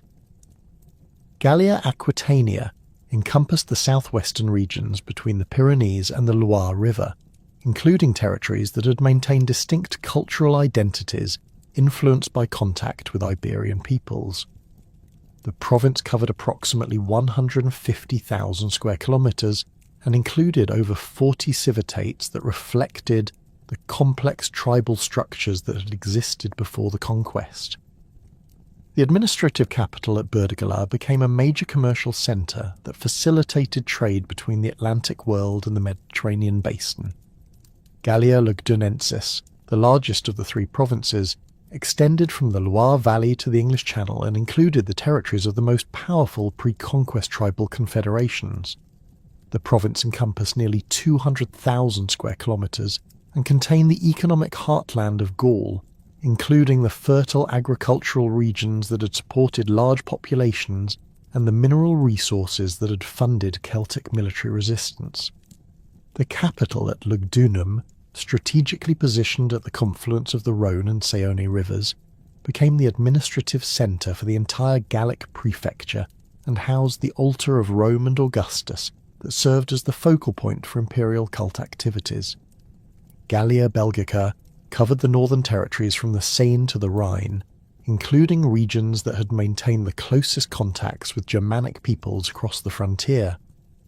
The province's strategic importance derived from its position as a buffer against Germanic expansion and its control of trade routes connecting Britain with the continental interior. The administrative challenges in Belgica were complicated by the presence of Germanic settlers who had crossed the Rhine during the pre-conquest period and Celtic populations who had adopted Germanic cultural practices through centuries of contact and intermarriage. The gradual adoption of Roman law represented one of the most significant aspects of the Romanization process, fundamentally altering the legal relationships that governed Celtic society. The traditional Celtic legal system, maintained by Druids who memorized vast collections of precedents and procedures, was based on customary law that varied between tribes and emphasized collective responsibility for individual actions. Roman law, codified in written statutes and administered by professional magistrates, introduced concepts of individual legal responsibility and standardized procedures that applied uniformly across all territories under Roman control. The transition from Celtic to Roman legal practices created opportunities for ambitious Gallic nobles who could master the complexities of Roman jurisprudence while maintaining their influence within their communities. These individuals, often educated in Roman schools or through service in auxiliary military units, became intermediaries between Roman administrators and Celtic populations. Their success in navigating both legal systems enabled them to accumulate wealth and political influence that exceeded what would have been possible under traditional Celtic arrangements. The establishment of Roman courts in major settlements throughout Gaul provided Celtic populations with access to legal procedures that offered advantages over traditional methods of dispute resolution. Roman law's emphasis on written contracts and documentary evidence appealed to merchants and landowners who required predictable legal frameworks for commercial activities. The Roman legal system's protection of property rights encouraged agricultural investment and commercial development that increased the overall prosperity of the region, while creating new opportunities for social advancement. The integration of Celtic legal traditions with Roman jurisprudence created hybrid systems that preserved elements of customary law while adopting Roman procedural standards. Local magistrates, often drawn from established Celtic noble families, administered justice according to Roman legal principles while maintaining sensitivity to traditional Celtic customs and social relationships. This synthesis enabled the legal system to function effectively while minimizing the cultural disruption that might have generated resistance to Roman authority. The transformation of Celtic languages under Roman influence represented a gradual process that varied significantly across different regions and social classes. Latin became the language of administration, commerce, and formal education, creating practical incentives for Celtic elites to achieve fluency in the imperial language. The Roman educational system, established in major urban centres throughout Gaul, provided instruction in Latin literature, rhetoric, and law that enabled Celtic nobles to participate fully in imperial political and cultural life. The persistence of Celtic languages in rural areas and among lower social classes created a linguistic diversity that characterized Gallic society throughout the Roman period. Agricultural communities, isolated from major commercial centres and administrative capitals, maintained their traditional languages while gradually adopting Latin vocabulary related to new technologies, legal concepts, and religious practices. This linguistic evolution created regional dialects that combined Celtic grammatical structures with Latin lexical elements, producing languages that were distinctly Gallo-Roman in character. The adoption of Roman customs by Celtic elites reflected both practical considerations and genuine cultural attraction to Mediterranean civilization. The Roman lifestyle, with its emphasis on urban amenities, literary culture, and sophisticated material comforts, appealed to Celtic nobles who had accumulated wealth through collaboration with Roman administrators or success in commercial activities. The construction of Roman-style villas in rural areas demonstrated the extent to which Celtic landowners had adopted Roman architectural preferences and domestic arrangements. The Roman bathing culture, with its emphasis on public socialization and physical wellness, found particular acceptance among Celtic populations who had maintained strong communal traditions. The construction of public baths in major settlements provided venues for social interaction that transcended traditional tribal boundaries while introducing Roman concepts of civic life and public responsibility. These facilities, often funded by wealthy Celtic benefactors seeking to demonstrate their Roman credentials, became focal points for the development of urban culture in previously rural societies. The transformation of Celtic settlements into Roman-style cities represented one of the most visible aspects of the Romanization process. The traditional Celtic oppida, built on elevated terrain for defensive purposes, were gradually abandoned in favour of new urban centres constructed according to Roman planning principles. These new cities, laid out in regular grids with central forums, public buildings, and residential districts, provided the infrastructure necessary for Roman administrative and commercial activities while offering improved living conditions for urban populations. The forum complexes that anchored these new urban centres served multiple functions that went beyond their immediate practical purposes. The basilicas that dominated forum architecture provided venues for legal proceedings, commercial transactions, and public assemblies that brought together diverse populations under Roman institutional frameworks. The temples that flanked forum spaces introduced Roman religious practices while providing opportunities for the syncretism of Celtic and Roman deities that facilitated cultural integration. The construction of theatres and amphitheatres in major Gallic cities demonstrated Roman commitment to providing the cultural amenities that characterized civilized urban life. These entertainment venues, often built through the patronage of wealthy Celtic nobles seeking to demonstrate their Roman sophistication, provided programming that included both traditional Roman spectacles and performances that incorporated Celtic cultural elements.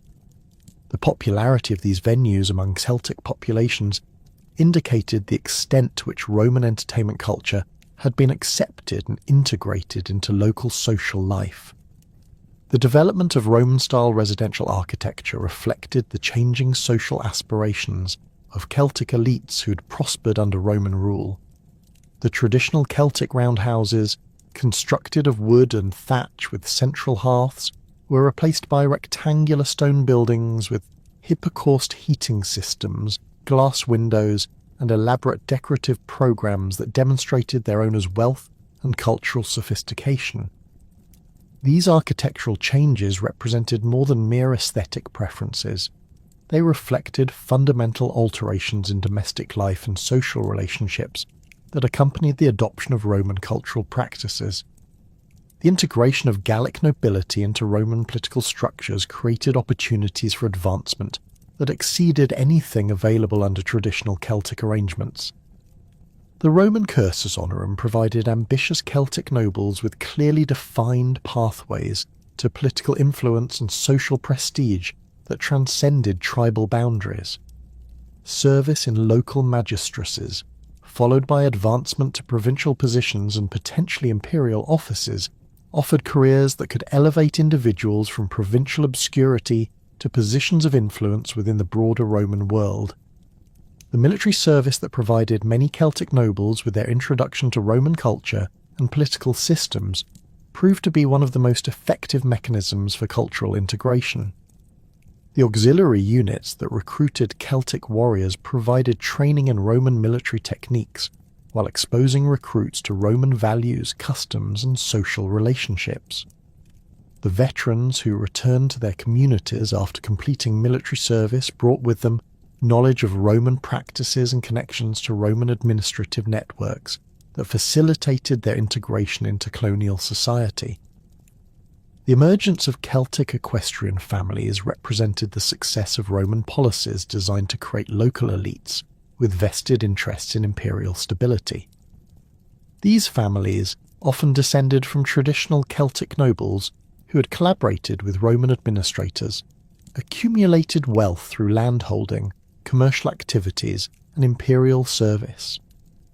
Their sons received Roman educations and pursued careers that took them throughout the empire, creating networks of influence that connected Gallic communities to the broader Roman world. The religious transformation that accompanied political and cultural Romanization involved complex processes of syncretism that preserved Celtic spiritual traditions while incorporating Roman theological concepts and ritual practices. The Roman policy of Interpretatio Romana, which identified Celtic deities with Roman counterparts, facilitated religious integration while maintaining continuity with traditional Celtic spiritual life. The Celtic god Lugus became associated with Mercury, Epona with Diana, and Cernunnos with Silvanus, creating theological syntheses that satisfied both Celtic religious sensibilities and Roman administrative requirements. The construction of Romano-Celtic temples throughout Gaul demonstrated the architectural expression of these religious syntheses. These buildings, which combined Roman construction techniques with Celtic spatial concepts, provided venues for worship that accommodated both Roman and Celtic ritual practices. The temple complexes often included features such as sacred groves, ritual pools, and offering deposits that preserved Celtic religious traditions while incorporating Roman architectural elements and decorative programs. The persistence of Druidic traditions, despite Roman suppression efforts, reflected the deep cultural significance of Celtic religious practices and their adaptation to changed political circumstances. The Druids, deprived of their traditional roles as judges and political advisors, focused their activities on religious instruction and the preservation of Celtic cultural memory. Their schools, relocated to remote areas beyond direct Roman supervision, continued to train priests and scholars who maintained Celtic intellectual traditions while adapting to the realities of Roman rule.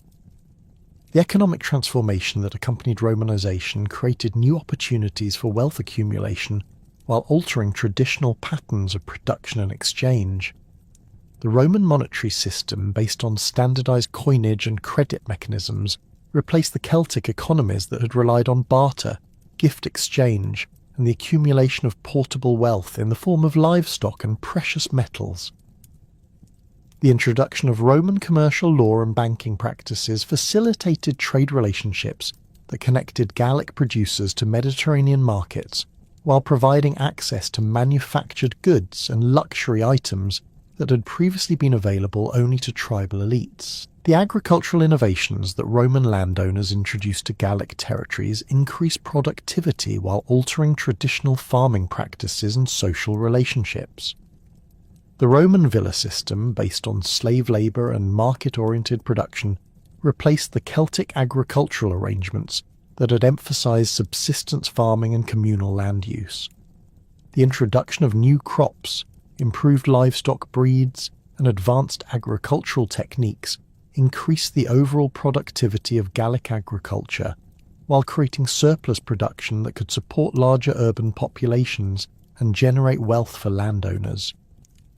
The development of manufacturing industries in Roman Gaul reflected both the availability of skilled Celtic craftsmen and the demand for goods created by increased urbanization and commercial activity. The pottery workshops that emerged in major urban centres produced vessels that combined Roman forms with Celtic decorative traditions, creating distinctive Gallo-Roman ceramic styles that found markets throughout the Western Empire. The metalworking industries that had produced weapons and ornaments for Celtic warriors adapted their skills to Roman market demands, creating tools, household items and decorative objects that reflected the synthesis of Celtic craftsmanship with Roman aesthetic preferences. The road network that connected Gallic cities to each other and to the broader Roman world represented one of the most significant infrastructure investments of the early imperial period. The construction of paved roads according to Roman engineering standards facilitated commercial transportation, while providing the communication links necessary for effective administration. The road system also enabled the rapid movement of military forces when necessary, ensuring that Roman authority could be maintained even in remote areas where local populations might be tempted to resist imperial control. The educational institutions that emerged in major Gallic cities provided the training necessary for Celtic youth to participate fully in Roman cultural and political life had, by the early 2nd century CE, produced a generation of thoroughly Romanized Gauls whose talents and ambitions would contribute significantly to the empire's military, economic, and intellectual development. These men, fluent in both Latin and their ancestral Celtic languages, possessed intimate knowledge of local conditions combined with Roman administrative expertise that made them invaluable to imperial governance. Their integration into Roman military and civilian hierarchies represented the culmination of the Romanization process, while simultaneously creating new opportunities for Gallic influence within the broader imperial system. The military contributions of Gallic soldiers to Roman imperial expansion began with the auxiliary units that had been recruited during Caesar's conquest, but evolved into something far more significant during the 1st and 2nd centuries CE. The traditional Celtic warrior culture, with its emphasis on personal courage and loyalty to commanders, adapted remarkably well to Roman military discipline and tactical requirements. Gallic recruits brought physical advantages that complemented Roman training methods. Their typically larger stature, developed through generations of agricultural work and warrior traditions, made them formidable heavy infantry soldiers, while their cultural familiarity with horses and horsemanship created some of the empire's most effective cavalry units. The Gallic cavalry units that served throughout the Roman Empire gained particular renown for their effectiveness in frontier warfare and their ability to adapt to diverse combat conditions. The Ala Gallorum, recruited primarily from the Treveri and Remi tribes, served with distinction in Britain, Germania, and Dacia, earning battle honours that were inscribed on their unit standards and commemorated in stone monuments erected in their garrison towns. These horsemen retained elements of their Celtic fighting traditions, including the use of long cavalry swords and distinctive shield designs, while adopting Roman tactical formations and command structures that maximised their effectiveness in coordinated operations. The integration of Gallic soldiers into the regular legions represented a more profound transformation than their service in auxiliary units.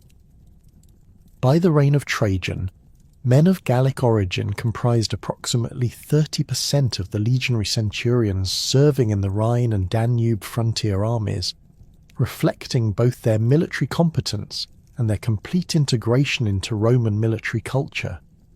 These officers, many of whom had begun their careers as common soldiers in auxiliary units, demonstrated the meritocratic aspects of Roman military service, while maintaining connections to their Gallic communities that facilitated recruitment and local relations. The 1st Legion Minervia, stationed at Bonn, exemplified the Gallic contribution to Roman military effectiveness.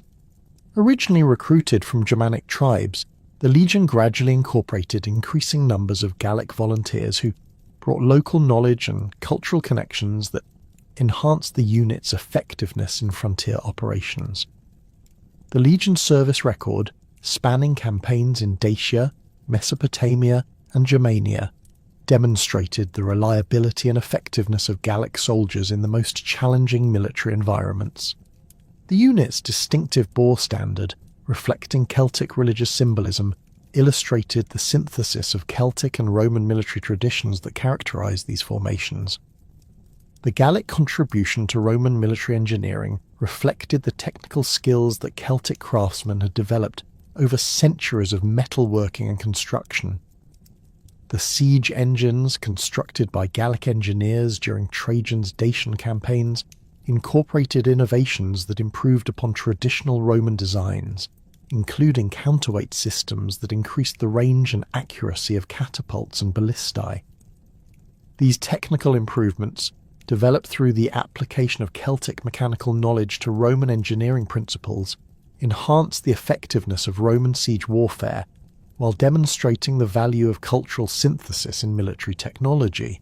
The economic prosperity that characterized Gaul during the High Empire period resulted from the successful integration of Celtic agricultural knowledge with Roman commercial practices and infrastructure investment. The fertile soils of the Gallic provinces, enhanced by Roman agricultural techniques and connected to Mediterranean markets through improved transportation networks, produced agricultural surpluses that supported both local urbanization and export to other regions of the empire. The grain production of the Seine and Loire valleys supplied the Rhine armies and contributed to the food security of Rome itself, while Gallic livestock provided meat, leather, and wool that found markets throughout the western provinces. The agricultural innovations that Gallic farmers developed during this period reflected their adaptation of Roman farming techniques to local conditions and their integration of Celtic traditional knowledge with Mediterranean agricultural practices. The heavy plough, introduced by Roman colonists but modified by Gallic craftsmen to handle the clay soils of northern Gaul, enabled the cultivation of previously unusable land while increasing yields on existing farmland. The crop rotation systems that emerged in Gallic territories combined Roman knowledge of soil management with Celtic understanding of local climate patterns, creating agricultural practices that maximize productivity while maintaining soil fertility. The livestock breeding programs that developed in Gallic provinces produced animals that were superior to their Mediterranean counterparts in size, strength, and adaptability to northern European conditions. The Gallic horses, bred from Celtic stock enhanced by selective breeding techniques learned from Roman agricultural writers, became highly prized throughout the empire for their use in cavalry units and civilian transportation. The cattle herds that grazed in the extensive pastures of central Gaul provided not only meat and dairy products but also the leather that supplied Roman military units and civilian markets throughout the western provinces. The manufacturing industries that emerged in Gallic cities during the 2nd century CE represented the successful combination of Celtic craftsmanship traditions with Roman market organization and capital investment.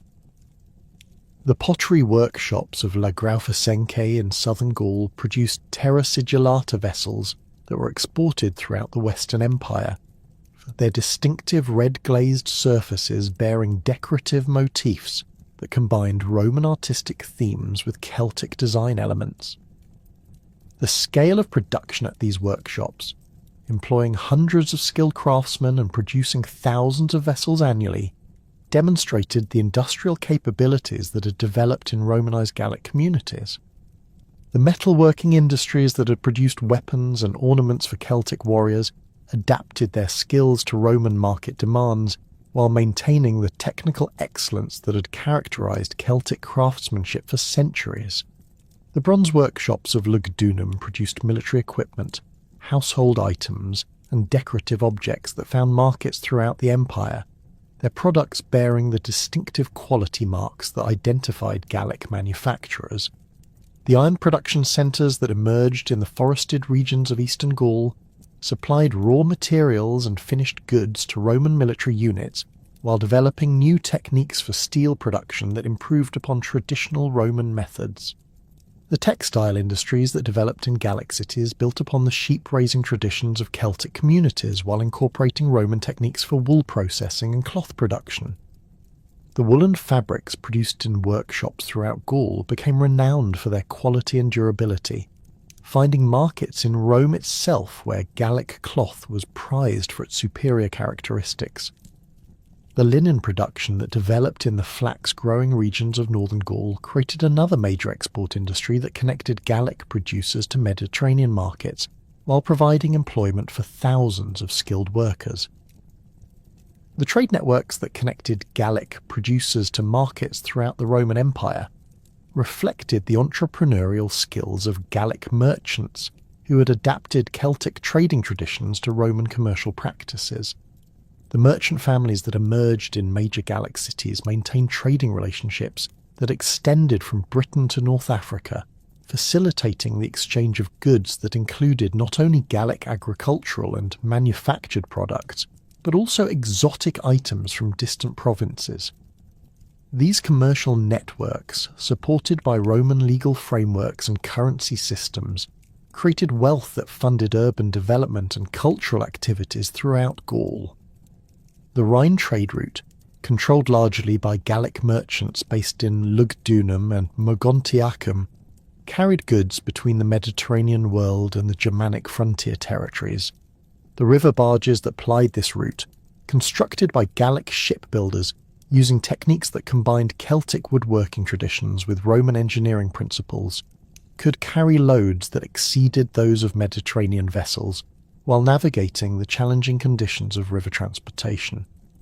The profits generated by this trade supported the development of commercial centres throughout the Rhine Valley, while providing the Roman military with access to supplies and equipment necessary for frontier defence. The Atlantic trade networks that connected Gallic ports to Britain, Spain, and North Africa demonstrated the maritime capabilities that Gallic merchants had developed through centuries of coastal navigation. The ships that sailed from Burdigala and other Atlantic ports carried Gallic wine, pottery, and manufactured goods to distant markets while returning with tin from Britain, silver from Spain, and exotic products from North Africa. These commercial relationships, facilitated by Roman legal protections and currency systems, created prosperity that extended far beyond the immediate coastal regions to include the interior territories that produced the goods being traded. The emergence of notable Gallic figures in Roman political life reflected both the success of Romanization policies and the recognition of Gallic talents by imperial administrators. Marcus Valerius Asiaticus, born in Vienne to a prominent Gallic family, achieved the consulship under Caligula and became one of the wealthiest and most influential men in Rome. His career, which included successful military commands and extensive business interests, demonstrated the opportunities available to ambitious Gauls who could navigate the complexities of Roman political life while maintaining their connections to Gallic communities. The literary contributions of Gallic writers to Roman cultural life began with figures like Pomponius Mela, the geographer whose work provided detailed descriptions of Gallic territories and peoples that influenced Roman understanding of the region for centuries. His writings, based on personal knowledge of Gallic geography and customs, offered insights into Celtic culture that complemented the military and administrative perspectives that dominated Roman literature about Gaul. The accuracy of his geographical descriptions and the sophistication of his analytical approach demonstrated the intellectual capabilities of educated Gauls who had mastered Roman literary traditions. The rhetorical schools that flourished in Gallic cities during the 2nd century CE produced orators whose skills rivaled those of their counterparts in Rome and Athens. The teachers who staffed these institutions, many of whom were Gauls who had studied in Rome or Athens before returning to their homeland, created educational programs that combined Roman rhetorical techniques with Celtic oral traditions. The students who emerged from these schools possessed oratorical abilities that enabled them to pursue successful careers in law, politics, and administration throughout the empire. The philosophical contributions of Gallic intellectuals reflected their synthesis of Celtic wisdom traditions with Roman and Greek philosophical systems. The Druids, despite official suppression of their political and judicial functions, continued to serve as repositories of Celtic intellectual traditions, while adapting their teachings to accommodate Roman religious and philosophical concepts. Their influence on Gallic intellectual life, though less visible than during the pre-conquest period, continued to shape the way educated Gauls approached questions of ethics, natural philosophy, and religious practice. The The development of Gallo-Roman culture represented one of the most successful examples of cultural synthesis in the ancient world, creating traditions that preserved essential elements of Celtic identity while fully embracing Roman civilization. The religious practices that emerged from this synthesis combined Celtic deities and ritual traditions with Roman theological concepts and architectural forms, creating spiritual traditions that satisfied both Celtic religious sensibilities and Roman administrative requirements. The temples that housed these synthetic religious practices featured architectural elements that reflected both Roman construction techniques and Celtic spatial concepts, creating sacred spaces that served diverse religious communities. The artistic traditions that developed in Gallic communities during the Roman period reflected the creative synthesis of Celtic decorative motifs with Roman artistic themes and techniques. The sculptural programs that adorned public buildings in Gallic cities incorporated Celtic symbolic elements into Roman architectural contexts, creating decorative schemes that celebrated both imperial authority and local cultural identity. The mosaics that decorated the floors of wealthy Gallic homes combined Roman geometric patterns with Celtic natural motifs, creating artistic compositions that reflected the cultural complexity of Romanized Gallic society. The domestic architecture that emerged in Gallic cities and rural areas demonstrated the adaptation of Roman building techniques to local conditions and cultural preferences. The villas that wealthy Gauls constructed in rural areas incorporated Roman amenities like hypocaust heating systems and bath complexes, while maintaining spatial arrangements that reflected Celtic social traditions and family structures. These buildings, often decorated with frescoes and mosaics that combined Roman and Celtic artistic elements, represented the material expression of Gallo-Roman cultural synthesis. The urban planning that characterized Gallic cities during the Roman period reflected the successful integration of Roman administrative requirements with Celtic community traditions. The forum complexes that anchored these urban centres provided venues for commercial, legal and social activities that brought together diverse populations, while maintaining spaces for traditional Celtic gatherings and celebrations. The residential districts that surrounded these civic centres accommodated both Roman colonists and Romanized Gauls in neighbourhoods that reflected the social integration that had occurred during the Romanization process. The festival traditions that developed in Gallic communities combined Roman religious observances with Celtic seasonal celebrations, creating cultural events that reinforced both imperial loyalty and local identity. The Lughnasadh celebrations that marked the harvest season incorporated Roman Thanksgiving rituals, while maintaining Celtic traditions of community feasting and athletic competitions. These festivals, supported by wealthy Gallic patrons and attended by diverse populations, demonstrated the successful synthesis of Celtic and Roman cultural traditions that characterized Gallo-Roman society. The educational achievements and cultural synthesis that had characterized Gallo-Roman society during the High Empire began to face unprecedented challenges as the 3rd century CE progressed. The stability that had enabled Gallic communities to flourish under Roman rule gradually eroded under the pressure of military crises, economic disruption, and political fragmentation that would fundamentally alter the relationship between Gaul and the broader Roman world. The crisis of the 3rd century, as modern historians term this period of instability, struck the Gallic provinces with particular severity due to their strategic position along the Rhine frontier and their economic importance to the imperial system. The military pressures that initiated this crisis emerged from beyond the Rhine, where Germanic tribal confederations had been consolidating their strength and expanding their territorial ambitions throughout the early 3rd century.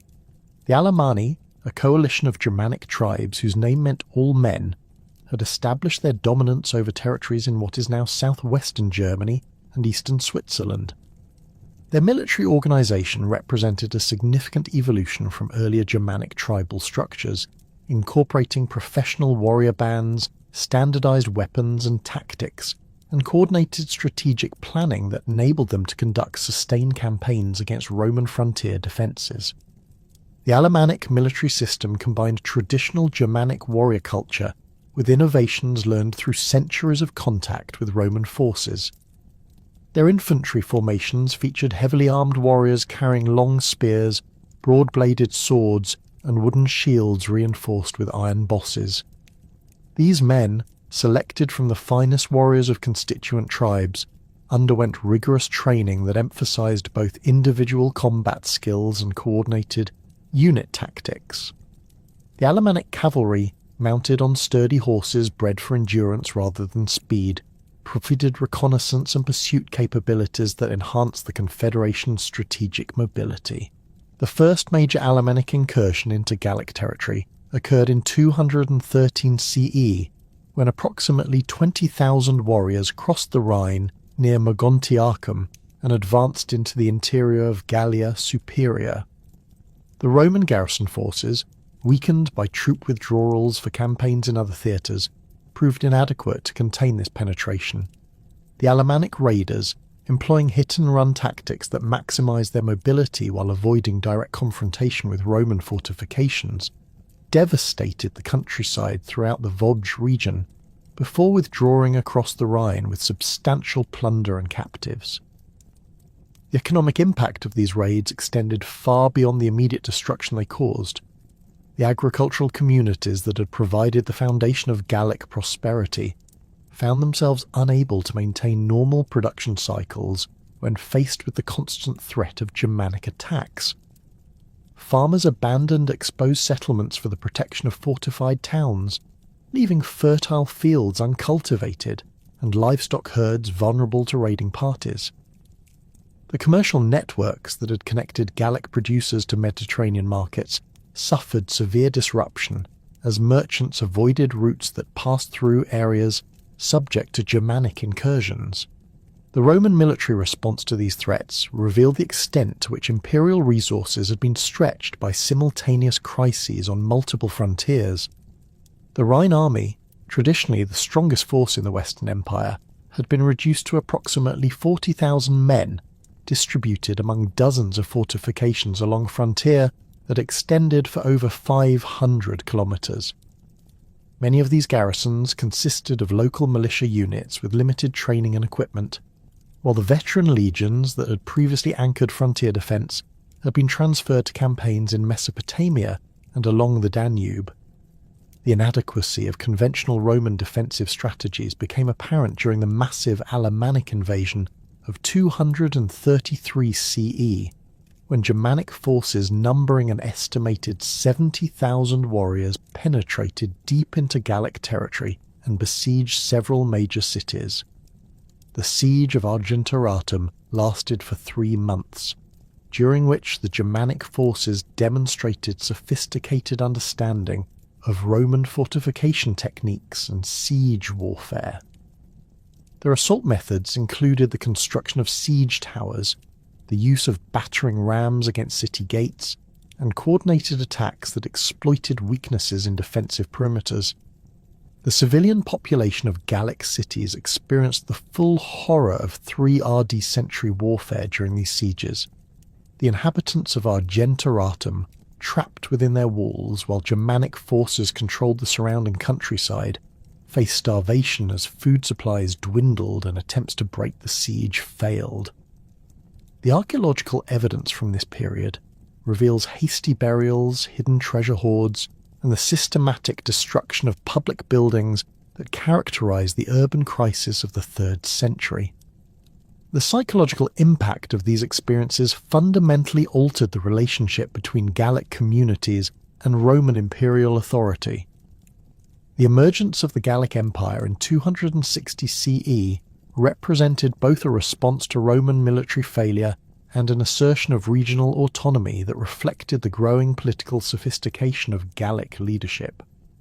Marcus Cassianius Latinius Postumus, the Roman general who proclaimed himself emperor in Gaul, possessed the military experience and political connections necessary to establish an alternative imperial structure. His background as commander of Rhine frontier forces provided him with intimate knowledge of the military challenges facing the region, while his connections to prominent Gallic families gave him the local support necessary to maintain his authority. The political structure that Postumus established in the Gallic Empire demonstrated the administrative capabilities that Gallic leaders had developed through centuries of participation in Roman governance. The imperial court at Trier functioned according to Roman constitutional principles while addressing the specific needs of the Gallic provinces. The Senate that advised the Gallic emperor included representatives from major Gallic cities and tribal territories, creating a governing body that combined Roman institutional forms with Celtic traditions of collective decision-making. The military organisation of the Gallic Empire reflected Postumus's understanding of the strategic challenges facing the region and his ability to mobilise local resources for defence. The army that served the Gallic emperors included both regular Roman units that had declared their loyalty to the breakaway regime and newly recruited formations drawn from Gallic communities. These forces, numbering approximately 60,000 men at the height of the Gallic Empire's power, were equipped with standardised weapons and armour produced in workshops throughout the region. The economic policies implemented by the Gallic Empire addressed the disruption caused by Germanic raids while maintaining the commercial relationships that had sustained Gallic prosperity. The imperial administration established state-controlled workshops that produced military equipment, pottery and textiles for both domestic consumption and export to other regions. The coinage issued by Gallic emperors maintained the silver content and artistic quality that characterised imperial currency, ensuring the continued acceptance of Gallic money in international trade. The defensive strategies employed by the Gallic Empire represented significant innovations in frontier warfare that would influence Roman military practice for centuries. Rather than relying solely on fixed fortifications along the Rhine, Postumus and his successors developed mobile defence systems that could respond rapidly to Germanic incursions. These forces, based in fortified camps located at strategic points throughout the interior, could concentrate quickly to confront major threats while maintaining the flexibility necessary to pursue raiding parties and protect vulnerable communities.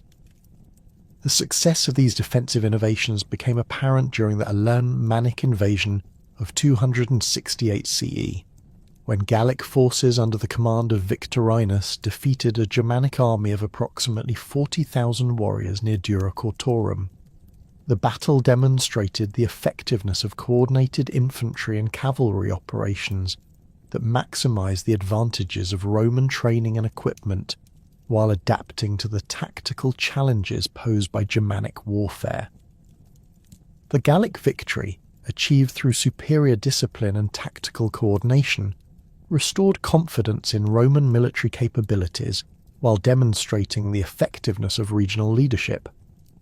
The cultural policies of the Gallic Empire reflected the complex identity of Romanised Gallic society and the political requirements of maintaining legitimacy among diverse populations. The imperial court at Trier patronised both Roman and Celtic cultural traditions, sponsoring literary works that celebrated Gallic achievements while maintaining connections to classical Roman culture. The architectural projects undertaken during this period combined Roman construction techniques with decorative elements that reflected Celtic artistic traditions, creating buildings that express the synthetic culture of the Gallic Empire.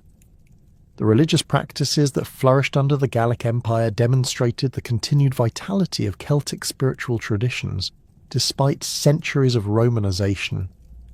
The imperial administration supported the restoration of Celtic temples and the revival of traditional festivals while maintaining the imperial cult that legitimized Roman political authority. The synthesis of Celtic and Roman religious practices that characterized this period created spiritual traditions that satisfied both traditional Celtic religious sensibilities and the political requirements of imperial governance. The reign of Victorinus marked the height of Gallic imperial power and demonstrated the military and administrative capabilities that had developed in the breakaway empire. his successful campaigns against both Germanic invaders and Roman forces sent to restore imperial unity showed the effectiveness of Gallic military organisation and the loyalty that the regime had earned among local populations. The economic prosperity that characterised his reign, evidenced by the high quality of coinage and the construction of public buildings, demonstrated the success of Gallic economic policies. The collapse of the Gallic Empire under Tetricus resulted from a combination of military pressure from the restored Roman Empire and internal political divisions that weakened the breakaway regime. The forces that Aurelian assembled for the reconquest of Gaul included veteran legions from the eastern campaigns and Germanic auxiliary units that provided the numerical superiority necessary to overcome Gallic resistance. The Battle of Chalons in 274 CE, where Tetricus's forces were decisively defeated, marked the end of Gallic independence and the restoration of Roman imperial authority. The reintegration of Gaul into the Roman Empire following the collapse of the Gallic Empire required extensive administrative reforms that addressed the changes that had occurred during the period of independence. The Diocletianic reforms that reorganized imperial administration created new provincial boundaries that reflected the political and economic realities that had emerged during the 3rd century crisis. The prefecture of Gaul, established as one of 4 major administrative divisions of the empire, encompassed territories from Britain to Spain and included over 100 individual provinces. The military reorganization that accompanied these administrative changes reflected the lessons learned during the crisis of the 3rd century and the need for more flexible defensive strategies. The Limitanei, frontier forces stationed in fortified positions along the Rhine, were supplemented by comitatenses, mobile field armies that could respond rapidly to threats anywhere within the prefecture. These forces, numbering approximately 150,000 men throughout the Gallic provinces, represented the largest military commitment that Rome had ever made to the defence of the region. The fortification programs that characterised the late 3rd and early 4th centuries demonstrated the continued importance of Gallic territories to imperial security and the recognition that traditional defensive strategies required modification to address new threats. The construction of the Saxon shore forts along the Channel coast reflected concerns about seaborne raids from Germanic tribes in northern Europe. These fortifications, built according to the latest military engineering principles, featured thick walls, projecting towers and sophisticated gate systems that could withstand prolonged sieges. The economic recovery that followed the restoration of Roman authority in Gaul demonstrated the resilience of Gallic society and the effectiveness of imperial policies designed to restore prosperity. The agricultural revival that began in the 280 SCE benefited from imperial investment in infrastructure and the security provided by strengthened frontier defences. The commercial networks that had been disrupted during the crisis period gradually resumed operations, connecting Gallic producers to markets throughout the empire, while providing employment for thousands of merchants, craftsmen, and transport workers. The Frankish Confederation that emerged along the Lower Rhine during the late 3rd century represented a new type of Germanic political organisation that combined traditional tribal structures with innovations learned through contact with Roman civilization. The Salian Franks, who occupied territories in what is now the Netherlands and Belgium, developed agricultural and commercial practices that enabled them to support larger populations than previous Germanic societies. Their military organisation featured professional warrior bands equipped with standardised weapons and trained in coordinated tactics that enhanced their effectiveness against Roman forces. The initial Frankish incursions into Gallic territory during the 280 SCE demonstrated their superior organisation and tactical capabilities compared to earlier Germanic raiders. The Frankish forces that crossed the Rhine near Cologne in 286 CE numbered approximately 15,000 warriors organised into disciplined units that could conduct sustained campaigns rather than simple raids. Their advance into the interior of Gallia Belgica encountered minimal resistance from Roman forces that had been weakened by the recent political upheavals and military reorganisations. The establishment of Frankish settlements in northern Gaul marked the beginning of a demographic transformation that would fundamentally alter the ethnic composition of the region. The Germanic colonists who followed the initial military incursions brought with them agricultural techniques, craft traditions, and social customs that differed significantly from those of the Romanized Gallic population. The interaction between these two populations created cultural syntheses that combined Germanic and Gallo-Roman elements in ways that would influence the development of medieval European civilization. The Roman response to Frankish expansion involved both military action and diplomatic negotiation that reflected the changing realities of imperial power in the late 3rd century. The Foederty agreements that granted Frankish tribes legal status as Roman allies in exchange for military service created precedents for the integration of Germanic peoples into imperial structures. These arrangements, while providing immediate military benefits, also established Germanic communities within Roman territory that would eventually challenge imperial authority. The Bagaudae movement that emerged in rural Gaul during the late 3rd century represented a different type of challenge to Roman authority that reflected the social tensions created by economic disruption and military crisis.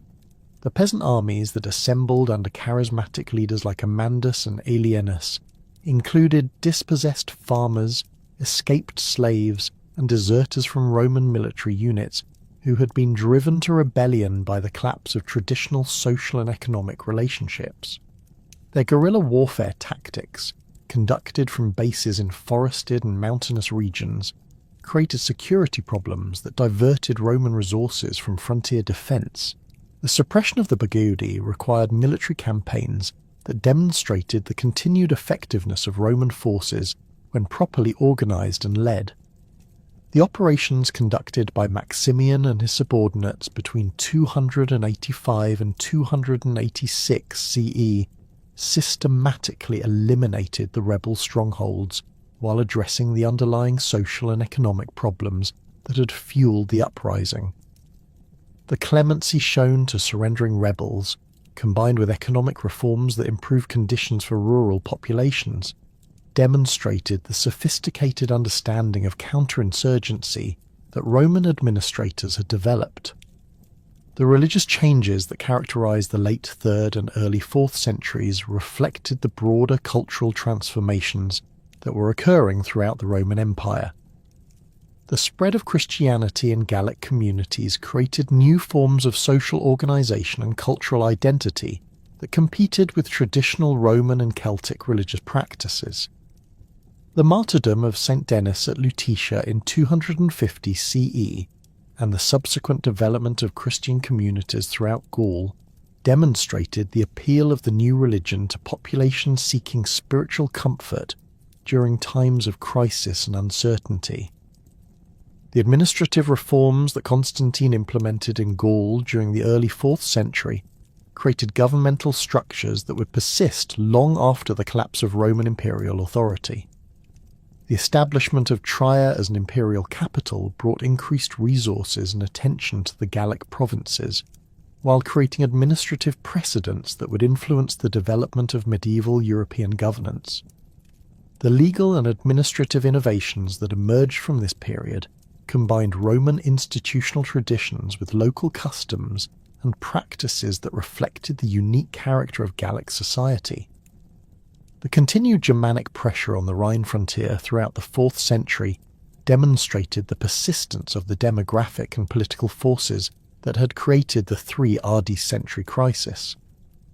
The Alemannic invasions of 356 and 357 CE, defeated by Julian in campaigns that restored his military reputation, showed that the fundamental strategic challenges facing Gaul remained unresolved despite the administrative and military reforms of the previous decades.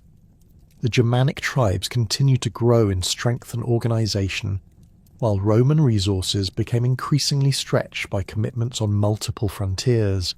The gradual transformation of Roman Gaul into a series of Germanic kingdoms during the 5th century represented the culmination of processes that had begun during the crisis of the 3rd century, but the establishment of the Frankish kingdom under Clovis in 481 CE marked the definitive end of any remaining vestiges of independent Gallic political identity.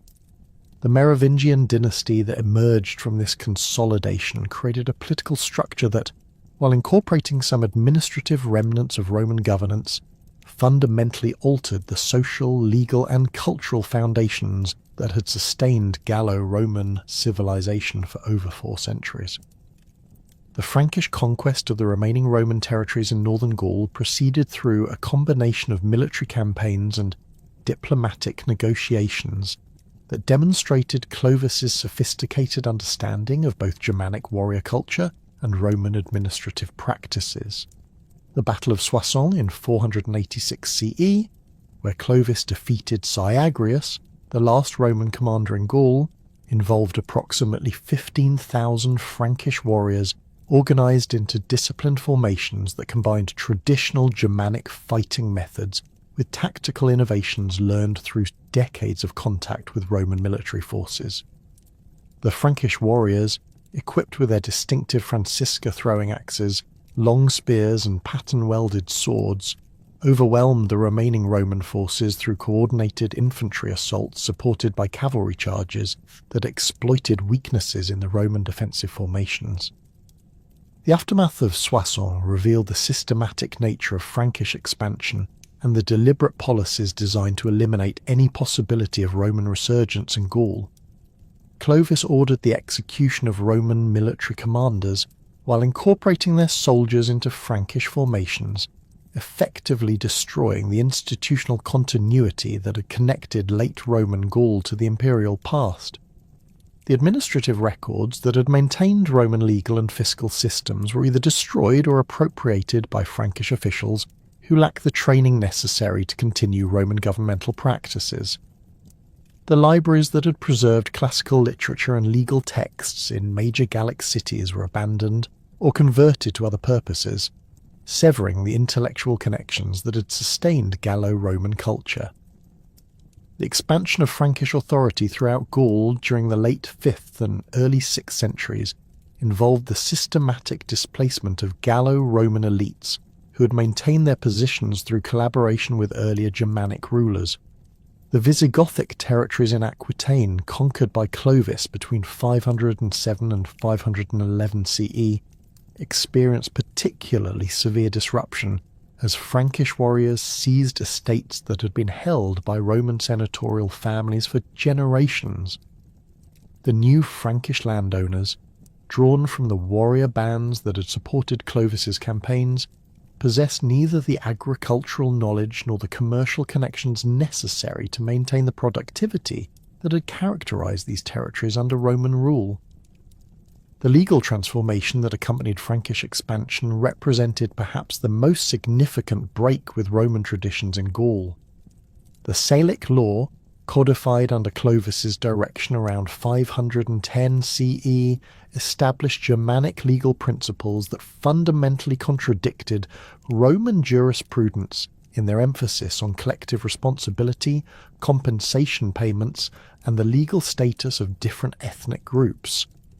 The elaborate Roman legal procedures that had governed property disputes, commercial transactions, and criminal cases were replaced by Germanic customs that relied on oath-taking, trial by ordeal, and the judgment of local assemblies dominated by Frankish warriors.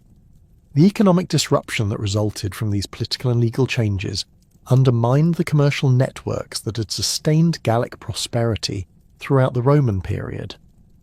The Mediterranean trade routes that had connected Gallic producers to markets throughout the empire gradually ceased operations as Frankish rulers proved unable to maintain the security and legal frameworks necessary for long-distance commerce. The workshops that had produced pottery, metalwork, and textiles for export throughout the Western Empire either closed or reduced their operations to serve purely local markets, eliminating thousands of skilled jobs and reducing the overall wealth of Gallic communities. The urban decline that characterized the transition from Roman to Frankish rule reflected the inability of Germanic political structures to support the complex administrative and commercial activities that had sustained Gallic cities. The forum complexes that had anchored urban life in Roman Gaul were abandoned or converted to other purposes as Frankish rulers established their courts in rural estates that better reflected Germanic social traditions. The public buildings that had provided venues for civic activities and cultural events fell into disrepair as Frankish administrators lacked both the resources and the inclination to maintain Roman architectural monuments. The demographic changes that occurred during this period involved not only the settlement of Germanic populations, but also the displacement and cultural assimilation of existing Gallo-Roman communities. The archaeological evidence from cemetery sites throughout Gaul reveals the gradual adoption of Germanic burial practices by populations that had previously followed Roman customs, indicating cultural transformation that extended beyond mere political control. The grave goods found in these burials show the replacement of Roman-style jewellery, pottery and personal items with Germanic artefacts that reflected different aesthetic preferences and social values. The role of Christianity in transforming Gallic society during this period proved to be both a force for cultural continuity and a mechanism for the obliteration of remaining pagan traditions. The conversion of Clovis to Catholic Christianity around 496 CE represented a calculated political decision that enabled him to gain the support of the Gallo-Roman population, while distinguishing his kingdom from the Arian Christian Visigothic and Burgundian realms.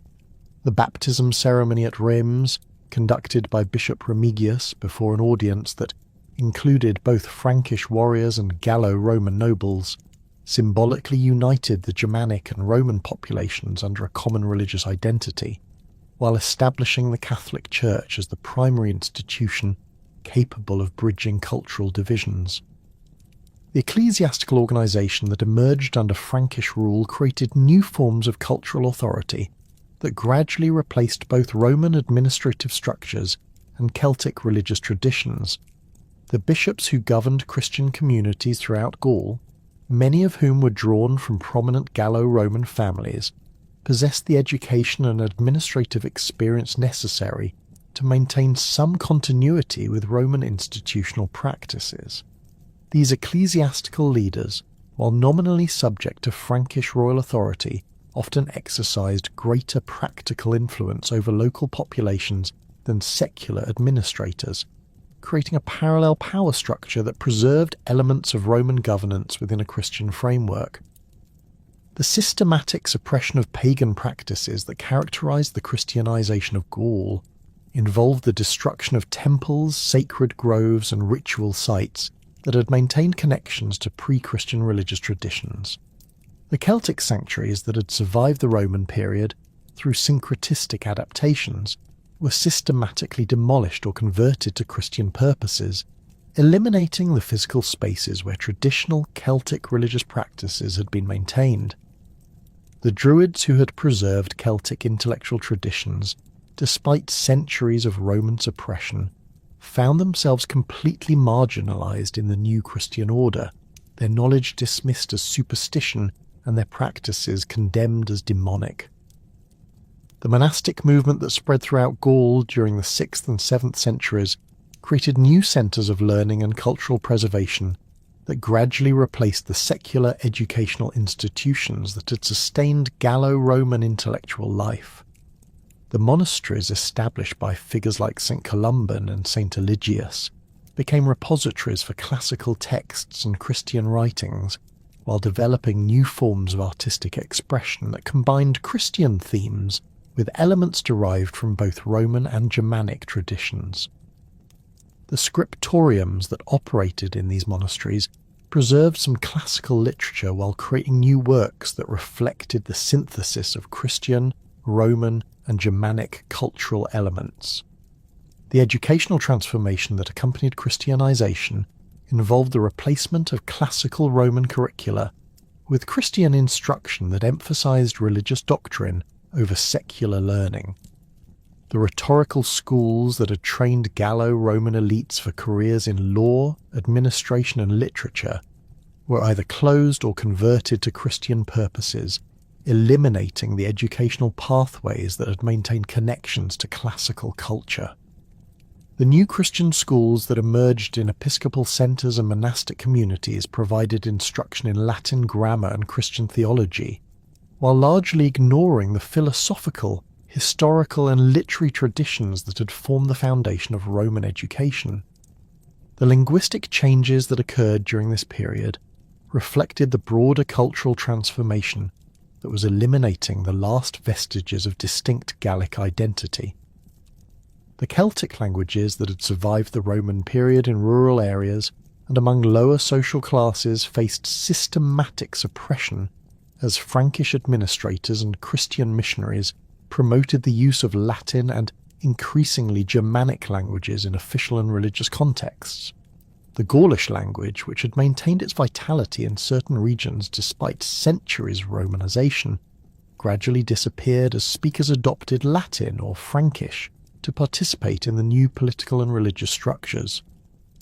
The survival of Latin in Gaul during this period involved significant modifications that reflected the influence of both Germanic and Celtic linguistic substrates. The Vulgar Latin that emerged in Frankish territories incorporated Germanic vocabulary related to military, legal and administrative concepts, while retaining Celtic phonological features that would eventually influence the development of Old French. The written Latin that was maintained in ecclesiastical and legal contexts gradually diverged from classical standards as scribes who lacked comprehensive classical education introduced innovations that reflected contemporary spoken usage. Archaeological evidence for the survival of Celtic elements in post-Roman Gaul reveals the complex processes of cultural transformation that characterized this period. The metalworking traditions that had produced distinctive Celtic artistic objects continued to influence the decorative arts of the Frankish period, with Germanic craftsmen incorporating Celtic motifs into their own artistic vocabulary. The pottery traditions that had maintained regional characteristics throughout the Roman period gradually disappeared as Germanic settlers introduced their own ceramic styles and production techniques. The agricultural practices that had sustained Gallic communities for centuries underwent significant changes as Germanic settlers introduced different farming methods and land use patterns. The Roman villa system, which had organised agricultural production around centralised estates worked by slave labour, was replaced by Germanic settlement patterns that emphasised smaller farmsteads operated by free peasants. The field systems that had been developed during the Roman period were often abandoned or modified to accommodate Germanic agricultural practices that reflected different environmental conditions and cultural preferences. The craft traditions that had maintained Celtic technical knowledge and artistic sensibilities faced systematic disruption as Germanic settlers established their own workshops and production centres. The specialised knowledge that Celtic craftsmen had developed over centuries of metalworking, pottery production and textile manufacture was gradually lost as the social structures that had supported these activities were dismantled. The apprenticeship systems that had transmitted technical skills from one generation to the next were disrupted by the social upheavals that accompanied Germanic settlement, resulting in the loss of sophisticated manufacturing capabilities. The religious syncretism that had characterized Gallo-Roman spiritual life during the late imperial period was systematically eliminated as Christian authorities imposed doctrinal orthodoxy and suppressed practices that retained connections to pagan traditions. The Celtic deities that had been incorporated into Roman religious systems through Interpretatio Romana were condemned as demons and their worship prohibited under severe penalties. The sacred sites that had maintained their religious significance through centuries of political change were desecrated or converted to Christian purposes, eliminating the physical spaces where traditional Celtic religious practices had been maintained. The artistic traditions that had flourished in Gallo-Roman communities during the imperial period gradually disappeared as Germanic patrons commissioned works that reflected their own aesthetic preferences and cultural values. The sculptural programs that had decorated public buildings and private residences in Roman Gaul were either destroyed or abandoned as Frankish rulers showed little interest in maintaining classical artistic traditions. The mosaic workshops that had produced decorative floors for wealthy Gallo-Roman homes ceased operations as Germanic settlers preferred different forms of interior decoration that reflected their own cultural backgrounds. The enduring influence of Gallic history on French national identity would not emerge until much later periods, but the processes of cultural transformation that occurred during the 5th through 8th centuries established the foundations for the medieval European civilization that would eventually claim the Gallic legacy.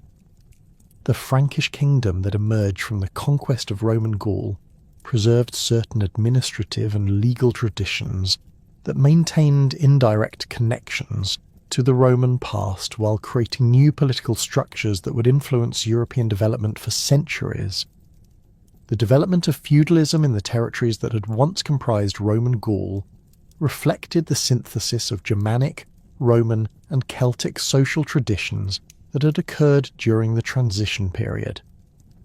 The personal relationships that bound warriors to their lords incorporated elements of Celtic clientage systems, Roman military organisation, and Germanic oath-taking traditions, creating new forms of social organisation that would characterise medieval European society.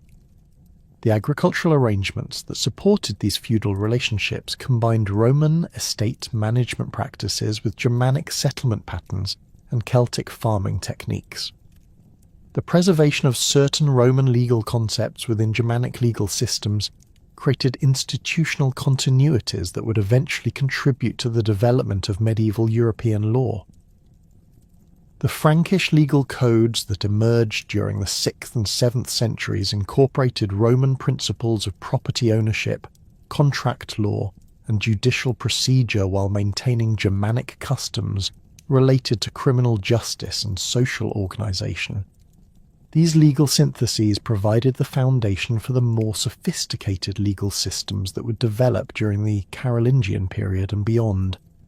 The cultural legacy of the Gauls would eventually be rediscovered and romanticised during later periods of French history, but the actual Celtic civilization that had flourished in pre-Roman Gaul was effectively extinct by 800 CE. The linguistic, religious, artistic, and social traditions that had defined Gallic identity had been systematically eliminated through the combined effects of Romanization, Christianization, and Germanic conquest. The archaeological remains that modern scholars study represent the only surviving evidence of a civilization that had once dominated much of Western Europe, but had been completely absorbed into the broader currents of European cultural development. The transformation of Gaul from a collection of Celtic tribal territories into a Christian Germanic kingdom represented one of the most complete cultural transformations in European history.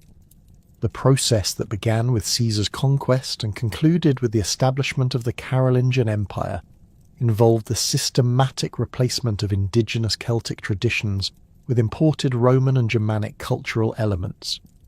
By 800 CE, the last vestiges of distinct Gallic identity had disappeared, absorbed into the broader European cultural synthesis that would define medieval civilization. The Gauls, who had once challenged Roman expansion and created sophisticated political and cultural institutions, existed only in historical memory and archaeological evidence, their living culture having been transformed beyond recognition by centuries of foreign domination and cultural assimilation.